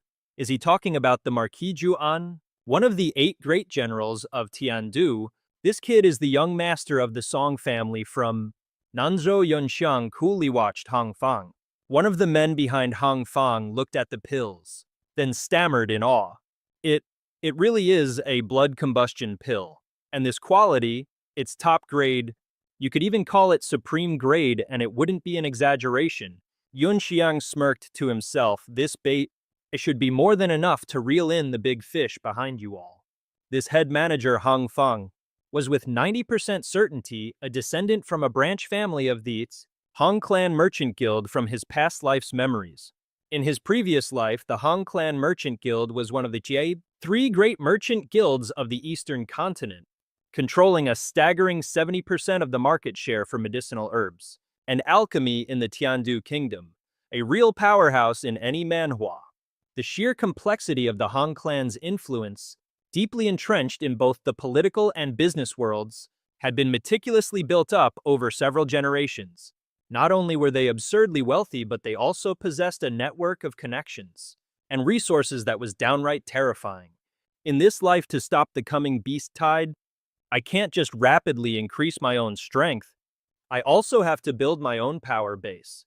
Money, connections, and resources. I need every single one of them. The Hong Clan Merchant Guild, a big fish like you, is exactly what I need to exploit for my own grand plan. After a moment of thought, Hong Feng finally spoke up. Young Master Song, this really isn't the proper place for a conversation. How about we head over to my office? Have a seat and try some of the special tea I've been saving. Song Yunxiang went with the flow and nodded. You're far too kind, Elder Hong. And with that, the whole group made their way over to Hong Feng's management office. The second the deal was done, his system pinged him. Your bank account has received a deposit of 1 million yuan. Afterwards, Song Yunxiang asked Hong Feng about the cost of that Tianlong gang. The moment the words left his mouth, Hong Feng jumped in. Young Master Song, that Tianlong gang, while rare, isn't exactly what I'd call a priceless treasure. A measly 30,000 pet. This old man will take the liberty of waiving the fee for you, Young Master Song. Hearing that Yun Xiang didn't even try to refuse, simply lifting his teacup in response. Well, if you put it that way, then I guess I won't stand on ceremony. He took a sip of the hot tea and immediately complimented its exquisite taste. At that moment, Hong Feng gestured to the young woman by his side. He told her, go and get the gold card marked with the number 3 from the third drawer beneath my desk. A few moments later, a gleaming card was presented right before his eyes. Much to his confusion, Hong Feng explained with a huge grin, Brother Song, I'm sure you already know our Nanzhou Grand Apothecary is an enterprise operating under the Hong Clan Merchant Guild. This little thing here is a platinum-level membership JADE token for our Hong Clan Merchant Guild. With this card, you can walk into any shop under the Hong Clan's banner and you'll receive the full treatment and discounts of a platinum member. Please, it's just a small token of this old man's sincerity. I insist you accept it, Brother Song. And so Yunxiang left the pharmacy, shiny new card in tow. Before he took off, they even gave each other a friendly wave goodbye. It wasn't until Yunxiang was a good distance away that the young woman beside Hong Feng finally dared to ask, Head Manager, why on earth did you treat that young Master Song with such reverence? Did you figure out his background or something? His whole vibe screams Manhwa protagonist. The old man just chuckled and said, a moment ago, he mentioned the Marquis Juan's residence, and his surname just happens to be Song. And Marquis Juan is one of the 8 great generals of Tiandu. His surname is Song too. If my guess is right, I'm afraid he's some young master from a major house. Most likely from the Song family of Nanzhou. The 8 generals of Tiandu, those Saint-Level experts, they represent the absolute peak of our Tiandu nation's fighting power. But even a Saint-Level expert who you can count on one hand is nowhere near as valuable as the 5th grade alchemist backing this young Master Song. After hearing this juicy analysis, the young lady piped up again. Chief Manager, do you really think that behind this young Master Song there could actually be a 5th grade alchemist? There are hardly any 5th grade alchemists in the entire Eastern continent, but every now and then you hear about someone finding a 5th grade pill, usually from some ancient ruins or tombs. She made a fair point, but Hong Feng wasn't having any of it. He immediately shot her down. I just inspected that human fire pill myself. The quality is simply sublime. She made a fair point, but Hong Feng wasn't having any of it. He immediately shot her down. I just inspected that human fire pill myself. The quality is simply sublime. It's bursting with soul power. This is definitely a pill that was freshly concocted and very recently at that. Now hurry up and go find the fourth miss. Tell her that we finally got a solid lead on the fifth grade alchemist she's been so desperately searching for. With her orders clear, she gave a quick, "Yes, sir," and scurried away. Back to Yunxiang, he was just admiring the card Hong Fang had given him, when his gaze accidentally fell upon a girl with fiery red hair. In that single heart-stopping moment, Yunxiang's world came to a halt. He just stood there completely frozen amidst the bustling crowd. Memories of this very girl from his past life came rushing back, flooding his mind and rendering him utterly speechless. Snapping out of it, Yunxiang whipped around, grabbed her hand tightly and shouted her name, "Asan." Asan, completely taken aback by being yanked to a stop, turned to face him. The look in her eyes was one of pure bewilderment, as if staring at a total stranger. Song Yunxiang stared back at her, a storm of conflicting emotions swirling inside him as he hesitantly called her name again. And right on cue, the system decided it was time to chime in. A notification popped up. System has detected the host is in contact with the wielder of a Star Soul General. Information is now being loaded. Load complete, the Star Soul General Lu Bu will now begin replication. Suddenly, the memory hit Song Yunxiang like a freight train. The girl named A-san. He knew her as the deadly female assassin from the mysterious Taiyuan organization. You just know this Manhwa plot is about to get wild. A woman who in a past life possessed the spirit soul of the legendary warrior Lu Bu. But in my timeline, she and I wouldn't meet for another 3 years. By then, she was already a powerhouse teetering on the edge of Saint-Level. Thanks to Lu Bu's spirit, her combat prowess was absolutely unmatched, like something straight out of a battle manhwa. She blindly followed the twisted ideals of Taiyuan, forcefully meddling in the wars between nations, all in an effort to stop humanity from wiping itself out. In my past life, I was right there on those same battlefields. And that's where I first met her. After years of dancing with death side by side, we finally became a couple. Back then, my face was marked by a massive scar. And I remember asking Aya-san, a cigarette dangling from my lips, "Is San your real name? Or is it just some code name Taiwan slapped on you?" She sat up, explaining gently, "Well, the great prophet of Taiwan, he divined a coming storm, so..." Aya-san sat up and explained gently, "The great prophet of Taiwan foresaw a terrible storm approaching. That's why he named me San. Since San means umbrella, he predicted I was destined to be the one who shields others from the wind and rain." Turning to Asan, Yunxiang asked softly, "So it really is your name then?" Asan brushed back her crimson hair, her cheeks flushing a delicate pink as she looked at him and nodded. And just like that, we were lost in a flurry of passionate kisses. The whole room faded away until it was just the two of us. The air thick with intimacy but overflowing with sweetness and joy. Snapping back to the present because this manhwa isn't just a romance flashback. The moment Song Yunxiang grabbed her hand, the system chimed in. Lu Bu's general spirit soul successfully copied. Yunxiang gazed at the girl before him, thinking to himself, "She's so much more innocent and pure than the A-san I remember from 3 years in the future." But to the A-san of right now, Yunxiang was a complete and total stranger, and one she wouldn't hesitate to eliminate if he got in her way. Which is exactly why A-san already had a knife drawn. She violently shook his hand off, her eyes narrowed with suspicion as she demanded, "Who are you, and how the hell do you know my name?" Without a moment's hesitation, she pointed the blade and lunged at him, ready to strike. Acting on pure instinct, Yunxiang swiftly caught Asan's wrist. He held her fast, urging, "Hey, calm down. I'm not a bad guy." His words caught her completely off guard. She whispered, her voice barely audible, "Just, who are you? How in the world do you know Taiyuan's assassination technique?" Just then, Yunxiang's sharp eyes had already spotted them. 3 men in black lurking behind them. "So you're being tailed," he mused. He barely got the words out before she landed a swift, perfectly aimed kick right to his family jewels. You see, Asan was in a state of absolute panic, desperate to make a run for it. The color completely drained from Song Yunxiang's face, and he let out a blood-curdling scream in the middle of the crowd. The 3 men in black immediately realized the girl who just kicked him was their target, and that she was trying to escape. Just as the three of them were about to give chase, she bolted. So you're being followed, huh? He couldn't even finish his sentence before she served him a swift kick right where the sun don't shine. It's because A-san's desperation to escape was hitting critical levels. Song Yun-sang's face went sheet white as he let out a soul-shattering scream, right in front of everybody.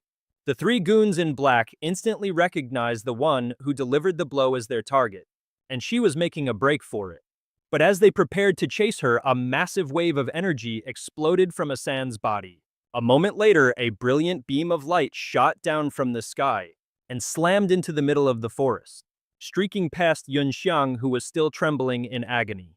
But to protect the girl who meant so much to him, he bit back the pain and with a convenient sweep of his leg tripped one of the three men in black, sending the guy tumbling backward. His buddies froze in their tracks to see what was going on. The guy who fell was absolutely furious. He hadn't even wiped the blood from his nose before all the blood rushed to his head. "You bastard, are you blind or something?" The leader of the group immediately stepped in to stop his subordinate. "Don't cause any more trouble." The underling was fuming, but there was nothing he could do. He could only glare daggers at Yunxiang, seething with resentment. Just as the three of them were about to leave, Yunxiang staggered back to his feet, ready to pick a fight just to stall for time. This is some peak Manhwa protagonist behavior. Hold on. You think you can just bump into this young master and walk away like that? The goon who got tripped yelled back furiously. "Bump into you, my ass, it was obviously you." He pointed right in Yunxiang's face and declared, "I get it now. You're working with that red-headed fugitive." Once again, the leader stopped his subordinate from starting a fight. He moved in close to Song Yunxiang and whispered, "Tiandu's Secret Intelligence Division is on a mission, kid. I suspect you're an accomplice of our person of interest, so you're coming with us." Too bad for him, he just ran into a sly old fox. Yunxiang had already figured it out. These guys were definitely not from the Secret Service. So his plan did a complete 180 from foe to frenemy. Well, isn't that convenient? One of us, eh? Song Yunxiang just casually whips out a random piece of paper from his pocket and declares it's the Yaosha Huang Er Se. Hearing this, the goons exchange glances, and you can practically see the gears turning. A secret code used between different levels of the Tiandu Secret Service sounds like something straight out of a spy manhwa. The leader, cool as a cucumber, replies with the countersign. "The graceful Ku Chenhua. Ah, so you're one of us. My apologies for the reception." Seeing the guy was still trying to play hardball, So Yunshaw decided to double down and really put the pressure on. "I'm an undercover operative for the Nanzhou Secret Service. My designation is 54188. Now, what were you gentlemen planning on doing?" But since the guy was still trying to keep up the act, Song Unshang decided to twist the knife a little and really corner him for good. "I am an undercover operative for the Nanzhou Secret Service designation 54188. And you are..." The leader, now thinking he'd stumbled upon the real deal, had no choice but to secretly signal his buddies. "This is getting complicated," he thought. "You guys get out of here, I'll handle this punk." He kept up the charade while simultaneously trying to probe Song Yunxiang for info. "We're reconnaissance agents reporting directly to the Tiandu Secret Service headquarters. A moment ago, we saw you interacting with our mission target. Care to explain that? But when you've lived twice, you tend to know a thing or two more than everyone else." "You mean that female assassin from Taiyuan? Just now, she's a target the Nanzhou Secret Service has been tracking for a long time. If you clowns hadn't barged in, I would have already had her in cuffs." At this point, the leader seemed completely convinced. He even knows she's an assassin from Taiyuan, he thought. Looks like this kid in front of me might actually be the real deal from the Nanzhou Secret Service. The intel never said a thing that this woman was also being tailed by the Nanzhou branch. To avoid making a scene, let's just lure this kid into our encirclement and take care of him. He calmly laid out the bait.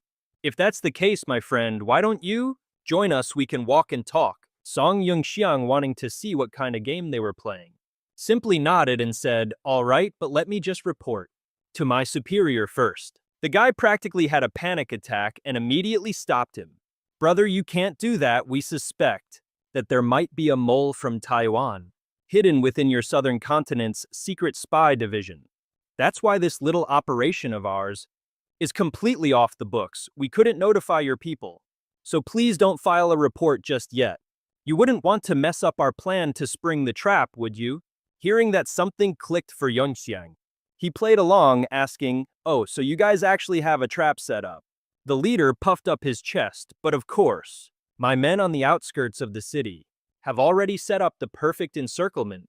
See, we're just pretending to chase this female bandit, but in reality we're herding her right into our ambush. They've already gone far ahead, we need to hurry." So that's how it is, as expected from the elites at headquarters. Your planning is absolutely flawless. The guy totally thought he had fooled Young Shang. But our hero wasn't born yesterday. Yun Qiang followed them, but his mind was racing. What a bunch of clowns, trying to impersonate the secret spy division in front of me. In my past life, I was the damn commander of the Xuanjing Guard in Tiandu. I've lost count of how many meetings I've had with the real secret spies. Just to be sure, Yun Xiang discreetly scanned the leader's soul power. It was all concentrated in his dantian. This guy's from the Yailun nation, he realized. His energy signature is identical to that shady dude in black I saw near the Martial Academy. I can't believe so many spies from the Yilun nation have already managed to infiltrate this deep. Then a chilling memory hit Song Yungxiang. Wait a minute, in my past life the southern continent's Martial Academy was completely wiped out. During that massive beast tide, and General Zuozi just vanished without a trace. Could it all be connected to these spies from the Yilun nation? This is a serious Manhwa plot twist. Yun Qiang's mind was racing, trying to piece together the forgotten fragments of his past life, as he trailed behind the leader of this sorry excuse for a covert ops team. But his deep world-saving train of thought was abruptly derailed when he spotted a candy cart on the side of the road. He thought to himself, candied strawberries on a stick, huh? If I remember correctly, Asan is a huge fan of these. And with that, Song Yungxiang strolled right into the candy shop and proceeded to buy so many sweets that the shopkeeper was absolutely ecstatic. After making his purchase, he decided to try one for himself. Better do a little quality control first, make sure it's not too sour. All the while, the leader in black was watching, sizing him up. Suddenly he asked, "Oh right, brother, I forgot to ask earlier." He was already deeply suspicious, but he needed to confirm Song Yungxiang's real identity. "My humble name is Gu Ming. You can call me Old Gu," he said. "And you are my friend." As if he knew exactly what the guy was scheming, Song Yungxiang played along. "My humble name is Gu Ming. You can call me Old Gu, and you are my friend." Knowing exactly what he was up to, Song Yungxiang thought to himself, "My name is Song Yungxiang." The leader seemed a bit taken aback by the pause. "Song Yungxiang." A sly grin spread across Yunxiang's face as he replied, "The name's Cheng Yi. You can call me Little Cheng." By this point, they had walked a long way from the bustling city market. And speaking of Cheng Yi on the other side of town, the man himself was sneezing uncontrollably. Opei, who was nearby, asked with concern, "Are you okay, Instructor Cheng?" "I'm fine," he answered. Back in a dense forest where the branches were tangled together, a figure suddenly zipped through the treetops. It was Asan. She had successfully escaped into the woods, but no matter how quick she was, two of Gu Ming's henchmen managed to block her path. Asan was forced to land on a branch, trying to hold her ground and calculate her next move. This felt like a scene straight out of a manhwa. But her pursuers weren't about to give her a single moment's rest, as they continued their relentless chase. Left with no other choice, Asan had to keep moving. Finally, she decided she was done running and shot straight down to the forest floor. The instant she landed, she spotted a figure standing right in front of her. This opponent seemed to be on a whole other level, judging by the less than thrilled expression on her face. Stepping out from the dark hollows between the trees was an old man with snow-white hair, modelly. But the old geezer's still got plenty of fight in him. Turns out he's the captain of those three goons in black from earlier. He lets out a nasty smirk and orders the formation to activate like a true manhwa villain. The second he gives the word, a massive magic circle flares to life right above her, trapping the entire area where she's standing. All of his underlings begin to appear one by one, leaping down from the treetops to pick a fight with her. But it's not just humans Asan has to worry about. She's also up against two absolutely colossal robots. Right now, things are looking pretty grim for A-san. She's basically the filling in a dumpling completely surrounded on all sides. The old captain holds A-san's profile in his hand, muttering to himself. Tai Yuan's top assassin, known as the red-haired death god. Her name is... what was it again? He flips to the next page of the file only to be surprised. It just has two words, A-san. Meanwhile, A-san over here is already primed and ready to throw down with him and his whole crew. Well, a spirit master who's halfway to the Earth realm, and she's even the wielder of the spirit General Lu Bu. A flicker of amusement dances in his eyes as he lets out a hearty laugh. I never would have guessed it'd be such a beautiful young lady. His soldiers start closing in, step by menacing step, but A-san doesn't even flinch. One of the goons lets out a sleazy laugh. Don't bother looking. This whole area is sealed by a spatial formation. There's no escape. You might as well surrender quietly. You know this girl's not bad to look at. How about we let the boys have a little fun first? The guy who just opened his mouth immediately gets a taste of her blade. His head is split clean in two, sending a spray of blood everywhere. A-san, as fierce as ever, asks the whole lot of them. Was it fun? Getting splattered with their buddy's blood feels like a massive insult to the others, and they instantly fly into a rage. Another one steps up to take command. Avenge our brother! Get that filthy witch, grab her! Their captain, however, just stands there watching, not making any suspicious moves yet. At the same time, Gu Ming has led Yunxiang right to the enemy's ambush point. The formation is active. Looks like they've managed to corner that assassin. Yunxiang, candied hawthorn in hand, thought to himself, whoa, the spatial fluctuations are going wild. While following Gu Ming here, he'd been observing very carefully. They had set up a grade 5 barrier-type spatial formation, and just as Song Yunxiang predicted, it was indeed a grade 5 spatial barrier. The moment Yunxiang arrived, his eyes were flooded with a whole lot of chaos. But the thing that really caught his attention were those two motionless robots.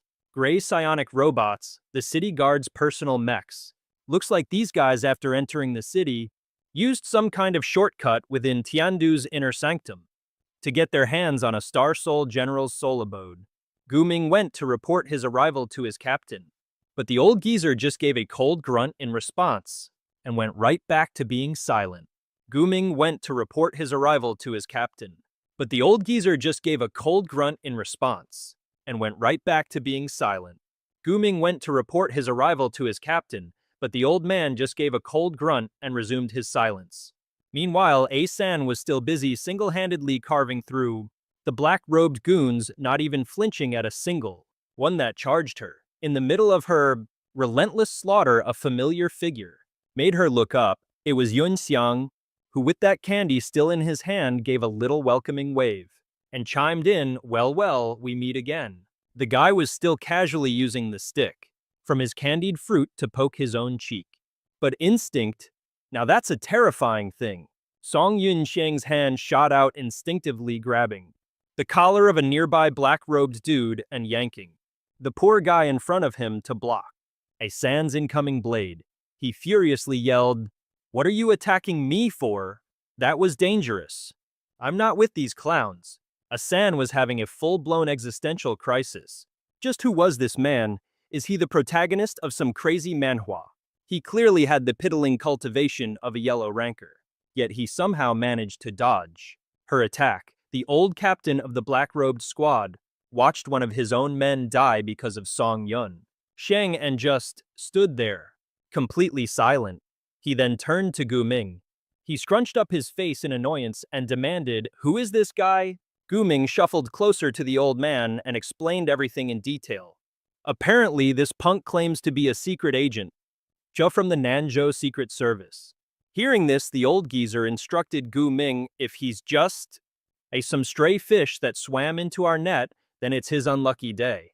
Deal with this girl first. As for that little fish, you find a chance to dispose of him later. The goon nodded eagerly. Yes, sir, but hold on a minute. Taking a closer look, it turned out A-san wasn't just surrounded by two giant robots, but a whopping 4 of them. And this time, the old captain wasn't about to just stand on the sidelines and watch. He started piloting his own robot to attack her. Asan was already busy fighting off the minions in black, but she still sensed the danger creeping up. From behind, with some seriously nimble footwork, she dodged a fatal blow that came crashing down from the robot. Realizing things were getting dicey, Asan decided it was time to summon her very own Spirit Soul General. And just like that, her power level instantly skyrocketed. Asan and her Spirit Soul General successfully merged into one awesome fighting machine. The parts of Asan's Spirit Soul General began to materialize, locking into place. First the head of the robot, then its two massive arms gradually appeared. And next up, its signature weapon slowly took form. It was the legendary halberd famously wielded by Lu Bu. Asan's Lu Bu Spirit Soul General was now complete, and you could tell just by looking at it that its power was off the charts. What a classic Manhwa moment. Asan controlled Lu Bu, giving the massive halberd a twirl in the air. Just to flex a little. With a single mighty strike, Asan obliterated one of the four giant robots. From a distance, another robot watched its comrade get completely dismantled. It flew into a rage, charging forward to kill Asan and get revenge for its fallen brother in arms. But let's be real, its fate wasn't going to be any different from its buddies. Just then, an alert popped up inside Lu Bu's system, warning enemy sneak attack from the rear. Alerted to the ambush, Asan dodged with lightning speed. The two would-be ambushers were completely stunned by Asan's absolutely divine spin move. And because they were so utterly gobsmacked, they didn't even have time to raise their hands or launch a counterattack. The result of their shock, they were sent flying far, far away. The two would-be ambushers were completely stunned by Asan's absolutely divine spin move. And because the attack was so completely out of left field, those goons didn't even have time to react, let alone fight back. The result, they were sent sailing through the air. The two giant robots were caught off guard too, and just like their masters, they got launched way into the distance. The two of them. With both mechs getting blasted away at the same time, it was only natural that their landing would cause a massive earthquake. Totally normal stuff. The men in black, realizing things were going south, immediately swarmed forward. Not only that, but these guys started summoning even more spirit generals. So just when she thought she was done, a fresh batch of robots, this time double the last amount, appeared and surrounded her. Asan was having a seriously hard time fighting off these metal monstrosities when suddenly, something on her display caught her eye. Turns out, it was a live feed of Song Yunxiang right down below. Asan, now thoroughly intrigued, couldn't help but stop and watch the show. Down on the ground, our boy did not disappoint. He casually asks them, fellas, making such a huge ruckus on the outskirts of Yuanding City, aren't you worried the city guards might just, show up today? Gu Ming replies confidently, don't you worry, this whole place is locked down with a level 5 spatial barrier array. We could literally bring the sky down in here, and no one on the outside would hear a peep. Song Yunxiang replies with a calm, even tone. That makes sense. In that case, that's very reassuring. But he was completely unaware that Gu Ming had already pulled out a dagger. Thinking our hero had let his guard down, the fool lunged forward, unleashing a flurry of slashes, but Song Yunxiang wasn't about to let that clown's plan succeed. He effortlessly dodged every single move Gu Ming threw at him. In a classic Manhwa move, Song Yunxiang raises the hand holding the little skewer. He just used to eat some strawberry tang hulu. In a flash, he spins around and jabs it right into Gu Ming's vital point. And just like that, the one who ended up with a one-way ticket to the afterlife was Gu Ming, with blood spraying dramatically from his mouth. Yunxiang just smirks. "I see, now I can finish you all off in peace. I'll wipe every single one of you out." Having said his piece, Song Yunxiang casually yanks out his blood-soaked skewer. It's only then that Gu Ming's captain finally realizes his subordinate has just been turned into a human shish kebab, so he starts screaming his head off for his goons. The old geezer orders his black-clad henchmen to take him down. 3 or 4 of them immediately obey and charge forward. Song Yunxiang whips out his storage card and pulls a sword out of thin air, after which he alone, armed with his blade, becomes a whirlwind of destruction. Every single one of the black-clad assassins who rushed him ended up 6 feet under. Song Yunxiang's Eyes scanned the area, checking if his little massacre had changed the situation at all. Seeing things were about to get hairy, Song Yung-chang decided it was time to bail, but the old captain roared again, "After him, don't let that brat get away," while making a run for it. Song Yung-chang pinged his internal system. "Hey, you think you can hack this spatial formation?" The system replied instantly. "Affirmative, commencing infiltration." It then began analyzing the formation and feeding him the info. Meanwhile, Asan's situation wasn't looking too hot.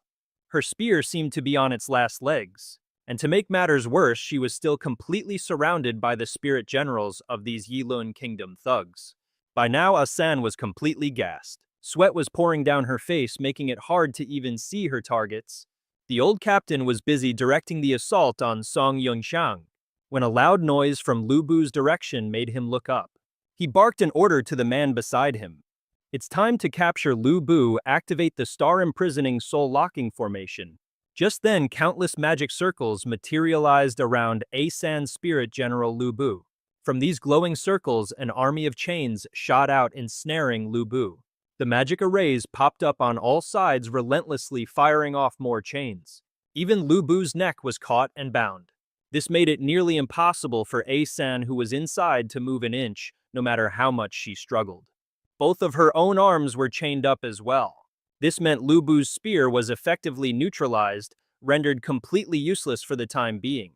In short, the current state of Asan and her spirit general was one of total helpless paralysis. Asan screamed in pure rage, "What the hell is this monstrosity?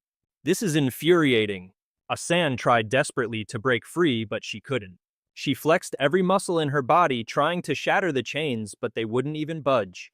Trapped inside Lu Bu's spiritual space, San was desperately trying to break free. But these blasted chains wouldn't budge, and she was starting to seriously panic. The old captain saw her struggle and just let out a smug chuckle. "It's useless. This little toy is the soul-locking star prison formation designed specifically to trap star soul generals. We, liberated it from some ancient ruins. There's absolutely no way you can spiritually break free from these bonds." He gloated, barking an order to his subordinate. "Prepare for forced data extraction from the Lu Bu Star Soul General's Soul Stone." 4 hulking robots lumbered forward, each carrying a piece of some bizarre contraption. She could do absolutely nothing about the chains. She was freaking out, but the old captain, he just found it hilarious. "Useless, I tell you. This soul-locking star prison formation is made for capturing pests like you. We found it in the ruins of an ancient Aorda civilization. You think you can just will your way out?"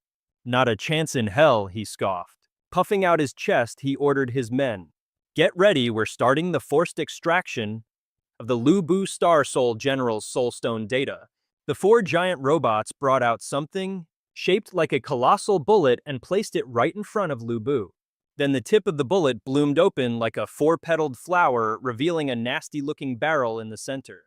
This thing didn't fire ammo. It looked like it was designed to shoot an electromagnetic field or some kind of sonic wave. A powerful electromagnetic pulse shot out, causing San, who was linked to Lu Bu, to scream in agony. One of the men in black, piloting a robot, snarled over the comms. "You filthy wench, you made us lose so many of our brothers. Let's see you try and fight back now." Just then, a pillar of light shot down from the sky. It was pretty far from the battlefield, which just made the robot pilots curious. But from that distance, it began moving towards them with terrifying speed. The streak of green energy was like a razor-sharp knife gliding effortlessly through every single Star Soul general the men in black had. As a little bonus, the energy beam also sliced clean through all the chains that were binding San's Lu Bu. Not only that, but the bullet-shaped torture device that had been zapping San was completely obliterated by that same green energy. This development left San completely stunned. This felt like a scene straight out of a classic manhwa. She was so shocked she could barely even speak, because standing right behind her was another Star Soul general, an identical copy of Lu Bu. The only difference, the one piloting this one was none other than Song Yung-chang. He couldn't help but feel a rush of excitement fighting by her side again, just like the good old days. As much as he wanted to have a heartfelt reunion, Song Yung-xiang knew they were short on time. So he cut right to the chase. "So think we should speed things up a bit. I've only got 3 minutes tops. A Tan was completely floored when she saw who was beside her. It was another Lu Bu talking to her. A Tan's jaw dropped as she instinctively screamed. No way, how can there be another Lu Bu? At that very moment, Song Yongxiang was piloting the Lu Bu Soul General that he'd copied from her just yesterday. He charged forward, aiming the tip of his spear right at her. This left a Tan so stunned her eyes went wide, unable to react in time. But surprise, a Tan wasn't the real target. It was the guys in black robes controlling the robots. Song Yongxiang directed Lu Bu to charge straight at them. He unleashed a single thrust that skewered the leader.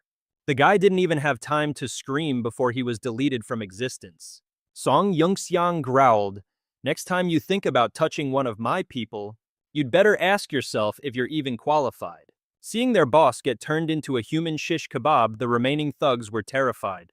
The robot commander, like some classic Manhwa villain, flew into a rage and ordered all robots to attack. Lu Bu once again raised his spear and charged into the heat of battle. But his true target wasn't A Tan. Song Yongxiang was only aiming for the Soul Generals, the ones right behind her. Every thrust from Song Yongxiang's long spear landed dead center on the black-robed goon's Soul General, causing it to short-circuit on the spot. Song Yongxiang's spear didn't just short-circuit the enemy robot, it also went straight through and killed the pilot, controlling it from the inside. But Song Yongxiang wasn't finished yet. He continued to apply pressure, giving the spear a slight twist to push it deeper into the pilot's chest. Then he ripped the spear out. Without a shred of mercy, the weapon he pulled back was dripping with blood. Each drop pattering to the ground, the guy died. A gruesome death, but it seemed Song Yongxiang still wasn't satisfied. He exploded into a blood mist. "I guess I need to be a bit gentler next time." He gripped the spear tightly in his hand and then made it vanish. A Tan had been watching Song Yongxiang's little performance this whole time, but now her patience had officially run out. "Who in the hell are you, and what is that Soul General you're using? Why does it look exactly like mine? What in the world is going on with my Lu Bu?" Song Yongxiang asks. He just waves a hand dismissively. "Relax, will ya? At the very least, I'm not your enemy. We can talk after this. I'll give you the full scoop once we're out of this mess," he says. Song Yongxiang scans the area and lays it out plain and simple. "For now, let's team up. We need to take out this mob first." Azan hears him out. She's a little hesitant, but hey, the guy's making sense, so she decides to roll with it for now. She'll save her questions for later. The two of them get to work. It's time for some tag team action. He takes one, she takes one. But even though she's agreed to this temporary alliance with Song Yongxiang, Azan can't help but keep a close eye on his fighting style. Seriously, this guy's moves are straight out of a top-tier action manhwa. Every single spear thrust from Song Yongxiang is just freakishly precise, and the way he handles Lu Bu's legendary spear, it's so masterful. You'd swear this wasn't his first rodeo. Controlling the god of war. With every lunge from Song Yongxiang's spear, another one of the black-clad goons bites the dust. He's successfully trading one move for one life every single time. As for Song Yongxiang, it's been ages since he got to pilot a Soul General. And man, is he loving every second of it. Ah, this power, it feels just right. The two of them operate like a well-oiled machine, mowing down any enemy that dares to charge them. The enemy's generals are dropping like flies. Thanks to them, the battlefield is suddenly a whole lot more breathable. Just then, some suicidal maniac decides he wants to take Lu Bu down with him. Does this clown really think his tiny little dagger is going to split a giant in half? Spoiler alert, his fate is no different from his buddies. He gets turned into a human shish kebab on the end of that spear. One by one, all the Soul General controllers from the black-clad gang get absolutely steamrolled by our two heroes. But the battle is still raging on an absolute slugfest. Neither side is willing to surrender or back down an inch. Right now, Song Yongxiang is still locked in combat with one of the black-clad crew's own Soul Generals. But these guys love to play dirty, relying on their sheer numbers. So while Song Yongxiang is busy with one opponent, another one tries to pull a fast one and stab him in the back. But even in a 2-on-1 situation, please, for a guy like him, that's just a total walk in the park. Song Yongxiang just gives his spear a casual twirl and simultaneously slices both of the ambushers clean in two. Tan was starting to get winded, panting heavily. But her eyes were absolutely glued to the Lu Bu being piloted by Song Yunxiang. Song Yunxiang, for his part, had no clue he was the star of a one-woman watch party. But hey, that ignorance made him unconsciously flex all of his skills in the most natural way possible. After watching for a while, Tan started her mental breakdown of his performance. Okay, so his cultivation is clearly just yellow rank, yet he can use the most basic thrusts to perfectly pierce the enemy's energy core. His control over his released soul power was flawless. He completely understood the structure of the enemy's soul general, and on top of that, his every move was a masterclass in efficiency, wiping out threats with fluid, decisive strikes. He fought like a hardened veteran with decades of experience under his belt. The way he perfectly controlled his soul power, how he seemed to know the enemy's soul general inside and out, and those moves so clean, so decisive, leaving absolutely no loose ends. It was seriously like watching an old soldier with decades of experience. And funnily enough, she wasn't wrong. It literally took Song Yunxiang decades to rack up all that combat know-how. Of course, she had no way of knowing that little secret just yet. After mopping the floor with every last black-robed goon and their soul generals, Song Yunxiang turned to the last man standing. Well, looks like it's just you left. With that, Song Yunxiang locked his eyes on his opponent. This vinyl enemy was of course being controlled by the old captain of the black-robed squad himself. Inside his soul general, the captain was absolutely livid, veins practically popping out of his forehead. He could not believe his eyes. How is this possible? How can there be another Lu Bu? What kind of twisted Manhwa plot is this? Where did this monster crawl out from? My perfect plan, completely and utterly ruined. Showing zero respect for his elders, Song Yunxiang charged forward and shouted, "Hey Baldy with the comb-over, get over here and kneel before me." The captain of the black-robed goons, likely driven mad by his colossal failure, completely lost it. "There can't be two Lubus," he screamed. With that, he lunged forward in a blind rage. "I'll run you through myself." Song Yunxiang was just as quick, readying his own spear, his grip on the weapon as solid as a rock. In the next instant, a single slash from his spear cleanly sliced off both arms of the captain's soul general. The limbs of the old man's mech went flying in every direction, pinned down from every direction. That old geezer inside the spirit general wasn't down for the count just yet, and was screaming his head off in pure rage. But now he had to face not one but two colossal Lubus all by himself. It was only then that he truly grasped the terrifying predicament he was in. From within the ironclad, Lu Bu, Song Yunxiang's voice boomed, impersonating the Secret Service to sneak into the Tiandu Kingdom, and even getting your hands on a Guardian Army Spirit General. Spit it out. What the hell are you scumbags from the Diluan Kingdom really plotting?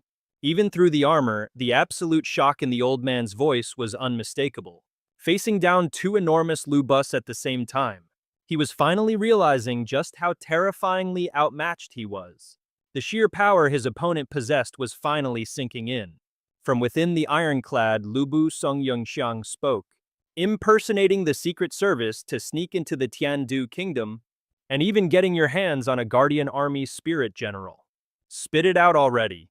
What in the world are you rejects from the Diluan Kingdom trying to pull, even through his helmet? You could clearly hear the surprise in his voice. What Diluan? Wait, are they spies from the Northern Kingdom? At that, Song Yunxiang shot her a look of pure unadulterated condescension. Don't tell me you actually thought these pathetic losers were really from Tiandu's Secret Service. Is this your first time reading a manhwa or something? But judging by the look on her face, Asan really did believe it. Because the second he called her out on it, her face flushed bright red with embarrassment. Hearing his cover completely blown, the old captain's face darkened. He snarled, How did you know? Then the old man completely lost it, roaring like a maniac. Every last one of you can just die. Long live the general. Behind them, Asan instantly recognized the signs. He's burning his soul power. He's going to self-destruct. Song Yunxiang just scoffed at the warning. You're gonna try and self-destruct in front of me? Yeah, I don't think so. Beside him, Asan realized what our boy was about to do. Wait, is it actually possible to use a resonant soul frequency to suppress a self-destruction? Song Yunshang poured all of his soul power into his fist, getting ready to rearrange the old man's face. From inside the spirit general model, General Lu Bu roared, "Get the hell out of my way." One punch from Song Yunxiang was enough to practically send the old man's soul packing, so his pathetic fading soul power didn't stand a ghost of a chance. Song Yunxiang's punch was so ridiculously powerful that the old geezer was sent flying completely out of sight. It took a hot minute before he finally reappeared, plummeting back down to earth, with blood spraying from his nose like a busted sprinkler. And according to Newton's third law, for every action there is an equal and opposite reaction. And this old guy was a textbook example. A punch that hard means the recoil is absolutely no joke. At this moment, Song Yunxiang was still inside the Lu Bu manifestation, but he decided to dismiss the spirit, to finish the old man off personally. In the end, the old man was left completely sprawled out on the unforgiving ground. He appeared to be out cold, completely dead to the world, but Song Yunxiang wasn't done with him just yet. He moved in, pried the man's mouth open, and took a closer look. His analysis was swift. A deadly poison capsule hidden in the gap by the second molar on the left, designed for a quick checkout. If I'm not mistaken, you're actually one of Ye Wang's men, aren't you? Even though he was basically unconscious hearing those words from Song Yunxiang was enough to make the old man's eyes flutter open. How do you know of General Ye Wang? Azan was also completely floored by the name Song Yunxiang had just dropped. She gasped. Don't tell me, is he the king of mercenaries, a legendary figure straight out of a war manhwa who leads the 330,000 remnants of the Taihei, the sword saint of the Taihei people, wielder of the Ganjiang and Moye spirit blades? Ye Wang, the wielder of the Ganjiang and Moye spirit, is none other than the sword saint from the sunken island nation of Taihei. According to what Song Yunxiang remembered from his previous life, that man led the tattered remnants of the Taihei people using the cover of a mercenary to join the Chang Legion. For several years after that, Ye Wang was a relentless and bloody force on the front lines of the invasion against the Tianguo. In his past life, after Song Yunxiang joined the Xuanjiawei, he had clashed with the man several times on the battlefield, but the Song Yunxiang from back then, his spiritual core was still full of holes, making him no match for the likes of Ye Wang. Snapping out of the flashback, he sighed and buried his face in his hand. Just thinking about those old memories made the nasty sword scar that guy had left by his left eye throb with pain. Hearing him mutter, A-san was immediately confused. What did you just say? She asked, but Song Yunxiang just knelt there silently on the ground, brushing it off with a classic, "It's nothing." Then Yunxiang got to his feet and pointed at the old captain sprawled on the ground. "This one's all yours. Drag him back to Taiyuan for a little chat." Her face instantly darkened, her eyebrows knitting together as she glared at him. In the blink of an eye, A-san whipped out a dagger and lunged straight at Song Yunxiang, demanding, "Who in the world are you? You didn't just see through the Weilin Kingdom's plot. You even know about Taiyuan. What are you really after?" Yunxiang just smirked, effortlessly catching her by the wrist. "Taiyuan is a secret organization that works for peace, trying to prevent civil war amongst the human factions. So you can relax," he said calmly. "I'm not your enemy, and I'm certainly not Taiyuan's. In a way," he continued, "you and I, we're fighting for the same thing." Song Yunxiang's words left A-san completely speechless. "To unite all of humanity and face the real enemy," he said, his lips curling into a gentle smile. She was still frowning, but the anger had vanished, replaced by a faint blush on her cheeks, as she pouted up at Yunxiang.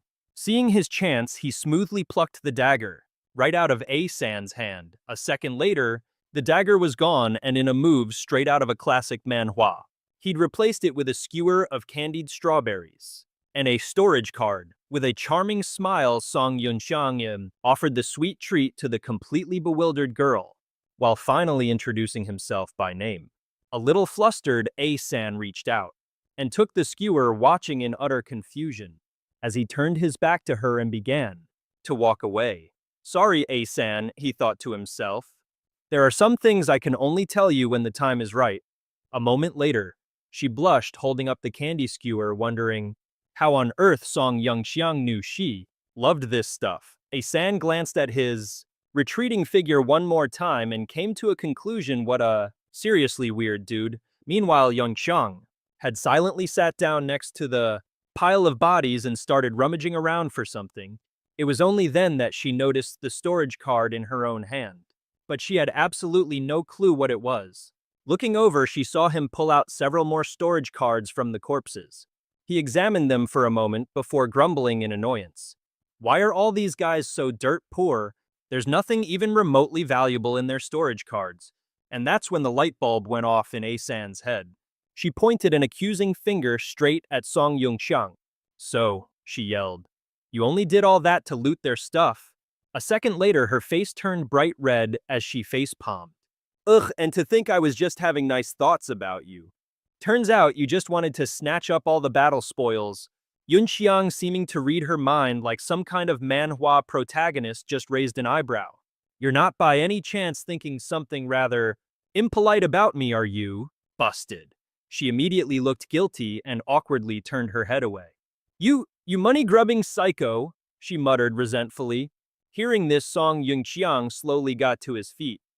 Nope, was all he said. He gave a slight shake of his head as he tucked the freshly looted storage cards into his pocket. You're still young. You probably don't get how harsh this world really is. Do you even know what the two most important words are for surviving out here? For some reason, the sight of his back gave off a strange sense of loneliness and desolation. Asan's curiosity was immediately piqued. What are they? She asked him. He nonchalantly pulled his coat open and flashed a ridiculously sleazy grin. Cash, he answered. It's all about the money. The answer was not entirely unexpected, but it still left her with 1,000 question marks floating above her head. Song Yongxiang began his lecture. First, you gotta have money. Only then can you afford to be a righteous hero who doesn't expect a reward. Second, there's the old saying about wealth companions, techniques, and location. Trust me, if you have enough money, there are 100 ways to power level your cultivation real quick. Her eyes widened in shock. She wanted to argue, but she was utterly speechless. He, on the other hand, was looking extremely pleased with himself. This applies to individuals and on a much larger scale to entire nations. With enough resources and influence, you can create any problem in the world. But you can also solve any problem. Our boy was feeling pretty darn smug about this fact. On a small scale, it applies to individuals. And on a grand scale, it applies to nations. With enough cash and clout, you can start all sorts of trouble. And then you can be the one to end it. And then you can be the one to end it. There are no permanent enemies, only permanent interests. As long as you can dangle a juicy enough carrot, you can make even your sworn enemies dance to your tune. And with that profound thought, the atmosphere immediately turned super awkward. Asan rubbed her chin, nodding wisely. Wow, that sounds really smart, she said, even though I have literally no idea what you just said. Song Yongxiang blew a gasket, absolutely furious at her half-hearted response.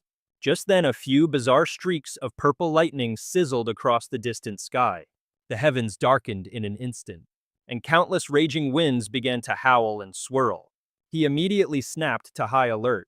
Asan looked around, equally confused by the freaky scenery. A horrifying realization suddenly dawned on Song Yongxiang, and his jaw dropped in shock. Is that a rift? How can that be? The beast tide is appearing way earlier than it did in my past life. This isn't how this manhwa was supposed to go. Asan had also recognized the rift. Her eyes widened as she muttered 3 words, Chung Yuan Ding. A second later, Asan whipped her head around to face the man tied to the tree and screamed. I knew it was you guys. He was just as shocked, turning to look as well. It was them. Beneath the ancient tree, the old captain, who had been quiet until now, let out a few heavy breaths and then exploded with laughter. He flashed a grin full of bloody teeth, cackling as he spoke. Heh, it seems Team 1 has successfully completed their mission. Song Yongxiang urgently turned to Asan. Did Tai Yuan know about this? Asan fell silent, her face a mask of conflict and frustration. Seeing her hesitate, he became frantic and begged. Please just tell me. Finally, with a deep scowl, she reluctantly turned her head and agreed. Fine, only because you helped me earlier. A San began to explain slowly. According to Tai Yuan's intelligence, it seems the Yi Lun Kingdom found a way to artificially create rifts during their last secret realm expedition.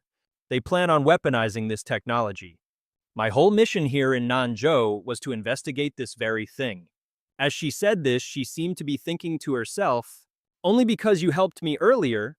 A Tan finally broke the silence, her voice low. According to intel from Tai Yuan, it seems the Dilun Kingdom found some crazy tech for creating artificial rifts during their last little expedition. And what's their genius plan to turn it into a weapon, of course. That's why I'm here in Nanzhou to figure out what the heck they're up to. As she said this, her voice dropped to a whisper.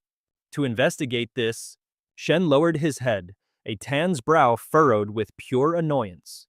But we walked right into their ambush like a bunch of amateurs. Song Yongxiang bowed his head as well, and muttered grimly, so that was their scheme, huh? Turns out everything was a setup by the Dilun Kingdom. Sounds like something straight out of a dark fantasy manhwa. It all makes sense now. Just then the old captain's eyes snapped open. He started screaming like a total maniac. You too! You figured it out way too late. You're all going to die. Both of you are going to die right here. In a flash, our boy's face went dark as he clamped a hand over the old geezer's mouth. Song Yongxiang hoisted the old man into the air, who was flailing around like a fish on a hook. What do you think you're doing? A second later, the old man was getting lit up by crackling lightning that wrapped around Yunxiang's arm, making him spasm violently while letting out a terrified scream. A Tan, completely freaked out, rushed in to stop him. You've already fried all his spiritual meridians. Keeping him alive is way more valuable to us. Hearing this, Song Yongxiang finally let go, dropping the guy like a sack of potatoes. The old man rolled a couple of times on the ground, before coming to a pathetic stop right at her feet. Our hero strolled over and popped a pill into the old geezer's gaping mouth, casually reassuring them, don't worry, he won't kick the bucket. After that, Yunxiang whipped out a storage card. Here, a little thank you gift for that intel drop. These are the pills you're gonna need. I've got to bolt back to Yuanding City like right now. Are you coming with me? A Tan quickly accepted the gift with both hands, ever the polite one. She gave a small apologetic bow. I have to get back. To the Nanzhou branch. It's not like I want to see the residents of Yuanding City get wiped out, but I have a more important mission. Trust me. Can become the guards of this place, and I'm sure the G Martial Institute can handle the rest. Song Yunxiang immediately flashed a knowing smile and waved his hand. No need to say another word, I get the picture. You just take this bald dude and get out of here first. After that, he turned away and summoned the system. The spirit general beast of Lu Bu, the red flame fire dragon steed, is it usable? A moment later, the system replied that it could be forcibly used, but it would require paying triple the usual cost in soul power. Hearing that, Song Yongxiang decisively tossed 3 pills into his mouth and agreed. A San's jaw dropped at the sight. 3-star soul-sustaining pills. Those things cost 50,000 Tiandu coins apiece, and that guy just ate 3 of them at once. He stood stock still in the middle of the vast forest, surrounded by 2 circles, one large and one small, formed from pure soul energy. With his preparations complete, a blinding pillar of light shot straight into the heavens. She looked up, and then a sudden realization hit her as she gasped. Wait a second, don't tell me. The body of a spirit soul beast slowly began to appear, and on its back rode a spirit soul general. The red flame fire dragon gradually materialized in the air, its eyes burning like crimson embers. A moment later, A San saw Song Yongxiang himself riding on its back and screamed in disbelief, the red flame fire dragon. She stared with wide, incredulous eyes. That was the spirit general beast, the red flame fire dragon. Only heaven rank masters are supposed to be able to unlock it. Even I can't use it, so how in the world can he? As her mind raced, A San suddenly remembered something. That's right, Zuozi of the G Martial Institute. According to the intelligence from Taiwan, the legendary spirit soul general Zuozi possesses the ability to shapeshift into other spirit soul generals like something from a wild manhwa. Could it be that this man is the master of the Zuozi spirit soul general? Realizing this, She suddenly shouted Song Yungxiang's name, causing him to turn his head in surprise. The Weiliang Kingdom's target this time is related to Zuozi. You have to be careful. A San cupped her hands around her mouth and gathered her strength. Screaming at the top of her lungs, Song Yungxiang heard her loud and clear, leaving her with a quick thanks before blasting off. Soaring high into the sky, the spot where he'd just been standing was now nothing but a deep crater. With a few stray bolts of lightning still crackling in the air, a Tan looked down, so tense that beads of sweat were forming on her brow. Since when did the Tiandu kingdom have a mysterious powerhouse like that lurking around? She grimly pulled her collar up to cover her mouth, her thoughts racing to the Seoul General Xiezi. This guy could completely shatter the balance of power between the three nations and become the trigger for an all-out war. I have to report this to the organization and fast. Meanwhile, Song Yunxiang was riding on the back of the red flame fire dragon, blazing a trail through the sky. The beast shot forward like a ferocious howling gale. He leaned forward, eyes narrowed as he stared into the distance. So the Yilin kingdom created that rift, and it was all to snatch the soul jade of Xiezi.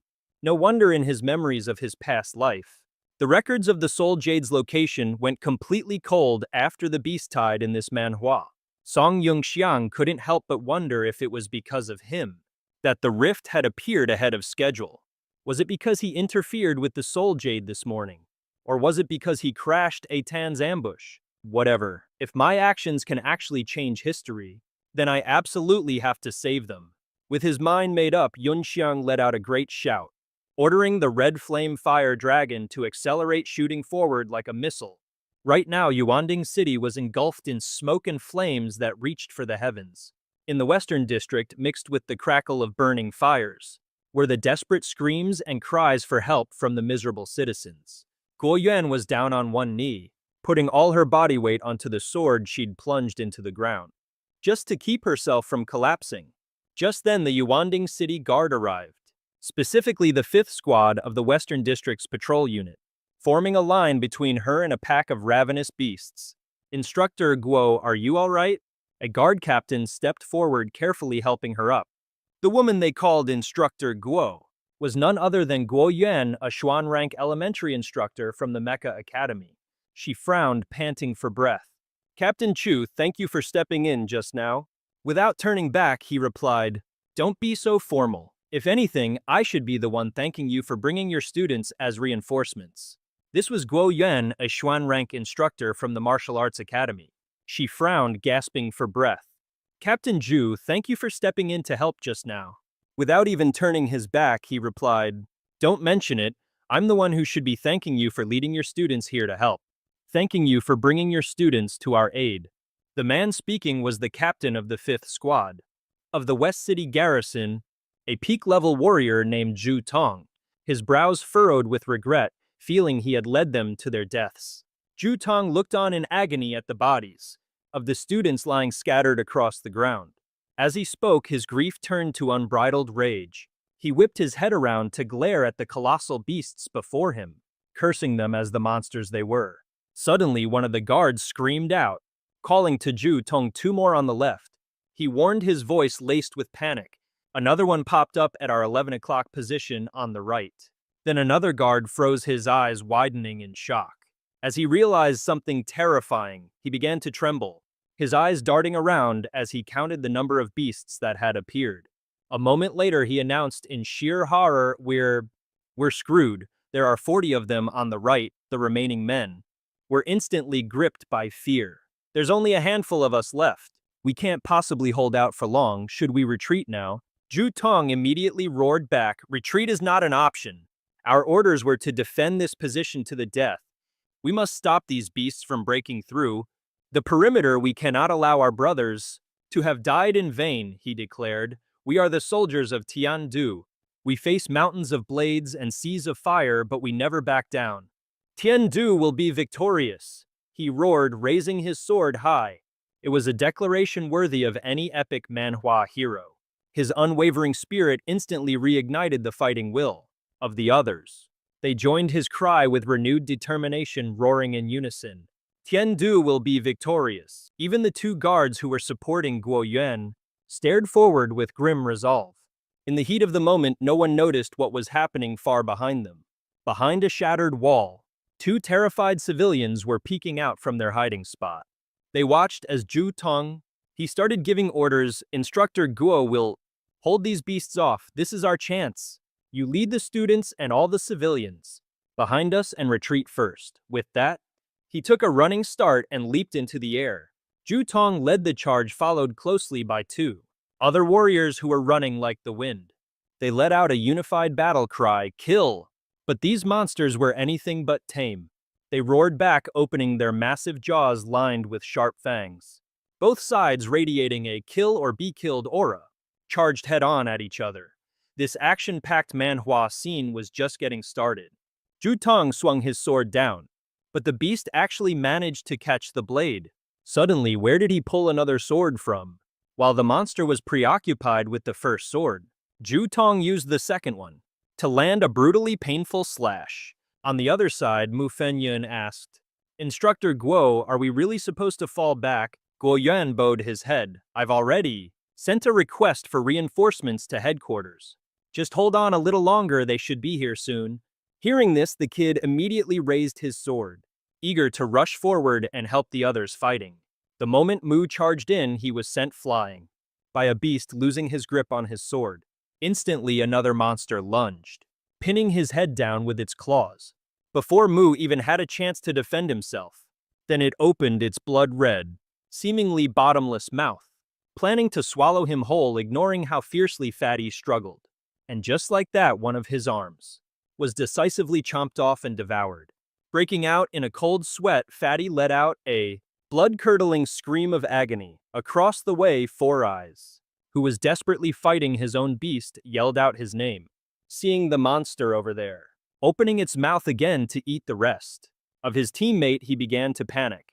At that exact moment, a loud shout suddenly rang out, telling it to get lost after the roars. Ju Tong slammed a powerful kick into the beast, making it release Fatty in a pained shriek.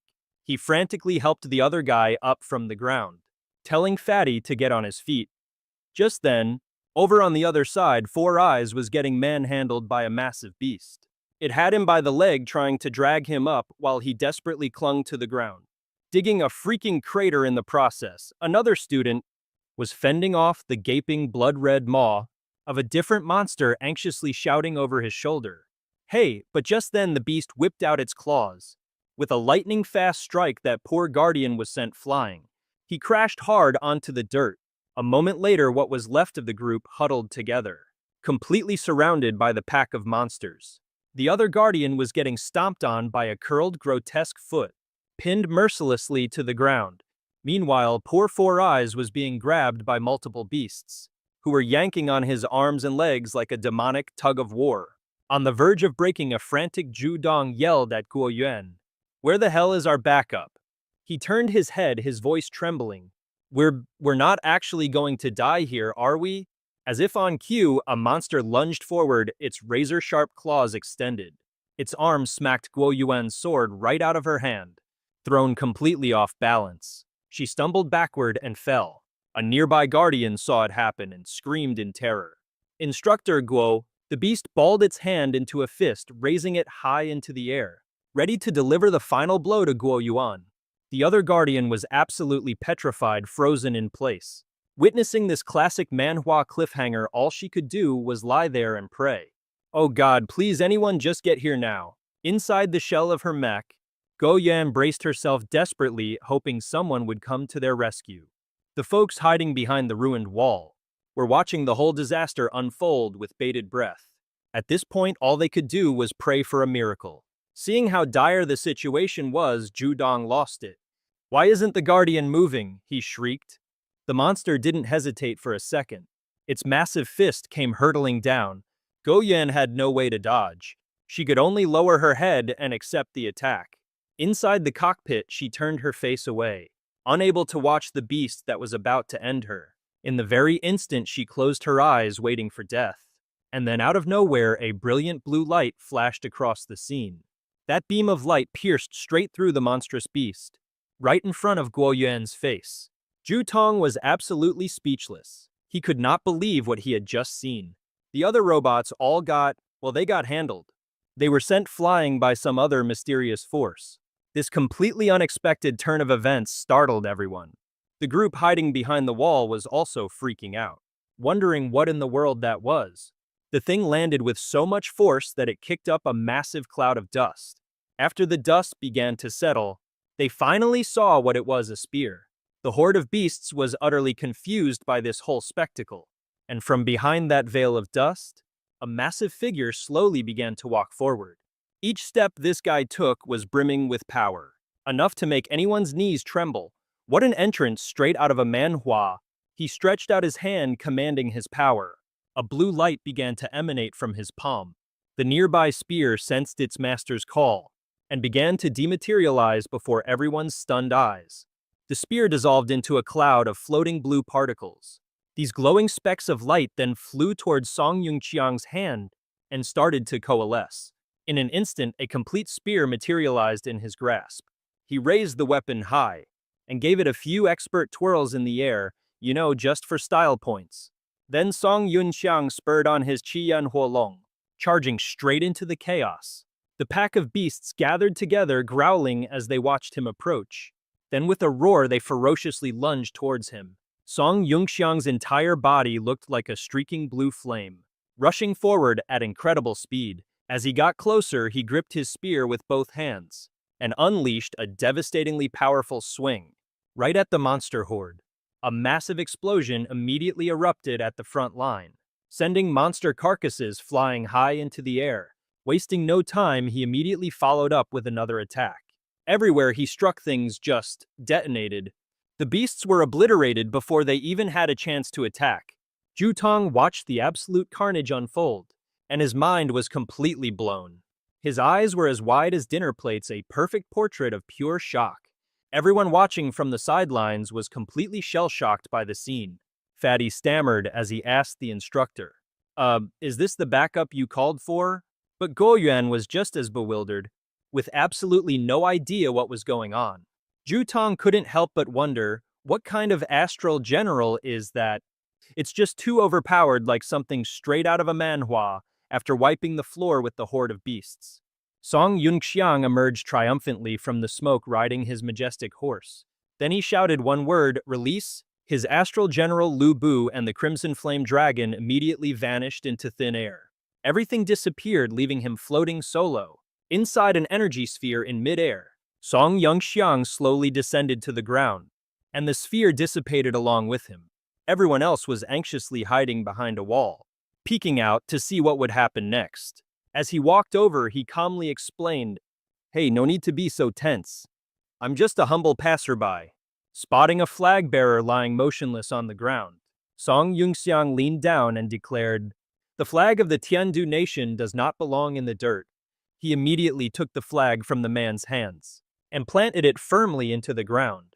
Holding the flag high, Song Yunxiang roared with pride, "Tiandu will be victorious." One soldier echoed his cry, "Tiandu will be victorious." Soon the entire squad of soldiers rose to their feet, chanting along with him. Seeing this, the people hiding behind the wall erupted in cheers. "This is amazing. We're saved." From inside her mech, Guoyuan stared intently, watching Song Yunxiang's every move. She mumbled to herself in disbelief.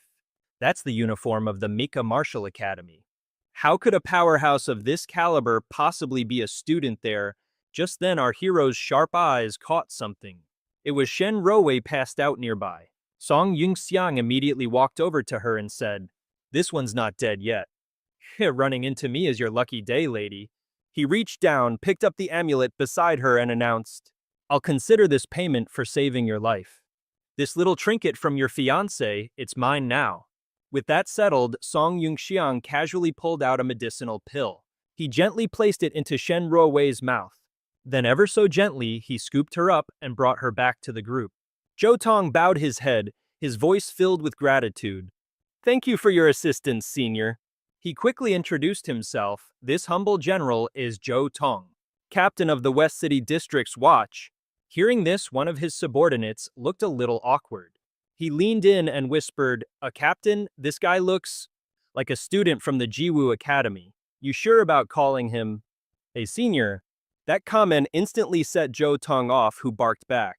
Shut your trap, knowledge isn't about age. The strong are the ones who command respect. But Song Yunxiang couldn't have cared less. He simply handed Shen Ruowei back to them and said, no need for formalities, this student, I can still be saved. I've already given her a rejuvenation pill. She's in your hands now. With that, he immediately turned to leave, completely ignoring the suspicious stare coming from Guo Yuan. Finally, she couldn't hold it in any longer. Are you a student at our Jiwoo Academy? She called out. What class are you in? Song Yunxiang didn't even break his stride. Instead, in a classic cool Manhwa protagonist move, he casually tossed something over his shoulder. Zhou Tong caught it with ease. It looked like a box of pills. Before vanishing completely, Song Yunxiang explained, the name's Song Yunxiang. I was just passing by. Pure coincidence. You guys hold the line here. I'm going to go check out the other areas. See you around. And just like that, he summoned his astral soul construct. Song Yunxiang hopped onto his crimson flame fire dragon and zipped away, leaving everyone completely stunned. As he vanished into the distance, Guo Yuan was left wondering. His aura, it only felt like he was at the peak of the yellow rank. She thought to herself, how could he be so powerful unless he's hiding his true cultivation level? She snapped back to reality and turned to Zhou Tong. What did he just throw you? Zhou Tong stared at the box in his hand, a look of utter confusion on his face. Then after a moment, his eyes went wide in disbelief. This is a soul continuation pill, he yelled out. Someone in the group, clearly not up to date on his alchemy knowledge, had to ask what in the world that was. Luckily, someone else in the group knew their stuff and gave a quick rundown and explained, I hear it's a 3-star elixir, capable of replenishing soul power. They're extremely rare, and at auctions a single pill can go for 50,000 Chengdu currency. Hearing this, everyone gasped in absolute shock. A single vial of that is my entire year's salary. This senior, he's a ridiculously generous, big shot. While they were busy gossiping, Guo Yuan stared after the man who had just left, wondering, Song Yunxiang, who in the world are you? At that very moment, Shen Ruowei, who was in her arms, suddenly let out a soft groan. Then she slowly opened her eyes, and the first name she whispered was Song Yunxiang. Meanwhile, Song Yunxiang was already zipping his way to Yuanding City, his spear never stopping its deadly dance, flashing with streaks of green light. Riding his crimson flame dragon, Song Yunxiang looked like an absolute legend as he charged. Forward spear held high, he whipped it out with blinding speed, and a vicious beast was history. Before it could even think about attacking, it was a scene straight out of an action manhwa. Everywhere Song Yunxiang passed, you could see the ground littered with the corpses of fallen beasts. Suddenly, a mysterious figure appeared right where he had just been. Xu Hemming stood there nonchalantly perched on the head of a colossal beast. He stared intently at Song Yunxiang's retreating figure. Then Xu Hemming let out an amused chuckle and said, well, now he's clearly just some brat at the peak of the yellow rank. At that moment, back at the main headquarters of the Jiwoo Academy, the Azure Tower stood as imposing as ever. Inside the command room, the large screen was broadcasting footage of the vicious beasts being taken down. Gu Shijing watched every single move on the screen with a dead serious expression. Xiao Yue, sitting in front of her monitor, was reporting the situation and stating that they desperately needed to send reinforcements. Shijing pushed her glasses up her nose and asked, what's the situation like inside the Jiwoo Academy? The girl turned and replied, according to the defense squad's report, it seems someone inside the academy grounds has set up some kind of formation to slow down the beasts. And although 2 of our squads are locked in a tough fight, there haven't been any casualties so far, Xiao Yue added, stared at the screen, about to add her 2 cents. After monitoring the situation, she hesitated, and then spoke up. Team He Yuan just sent in a report. They received backup from some mysterious Star Soul general, and all the beasts in that area have been taken care of. Gu Shijing asked doubtfully, that's it? A mysterious Star Soul general, you say? Xiao Yu exclaimed in surprise. The squad at the 4 o'clock position also spotted the mysterious horse-riding general and already sent over the footage. The screen immediately zoomed in on the image of Song Yungxiang piloting the Lu Bu Star Soul general. The second she saw it, she gasped in recognition. Hold on a minute, is that the Sky Piercer halberd? A flustered Gu Shijing voiced her suspicion. Don't tell me, this is the Star Soul General Lu Bu. Hearing this, a curious Xiao Ye asked, Director, you've heard of this particular Star Soul General before. She explained, it's the old saying, among men Lu Bu, among horses red hair. According to top-secret files from the Heavenly Capital's mystic realms, Lu Bu was a fierce general with unparalleled might like something straight out of a historical manhwa. And the Sky Piercer halberd is his signature weapon. Anyone who dares to go by that name had better have the absolutely terrifying combat power to back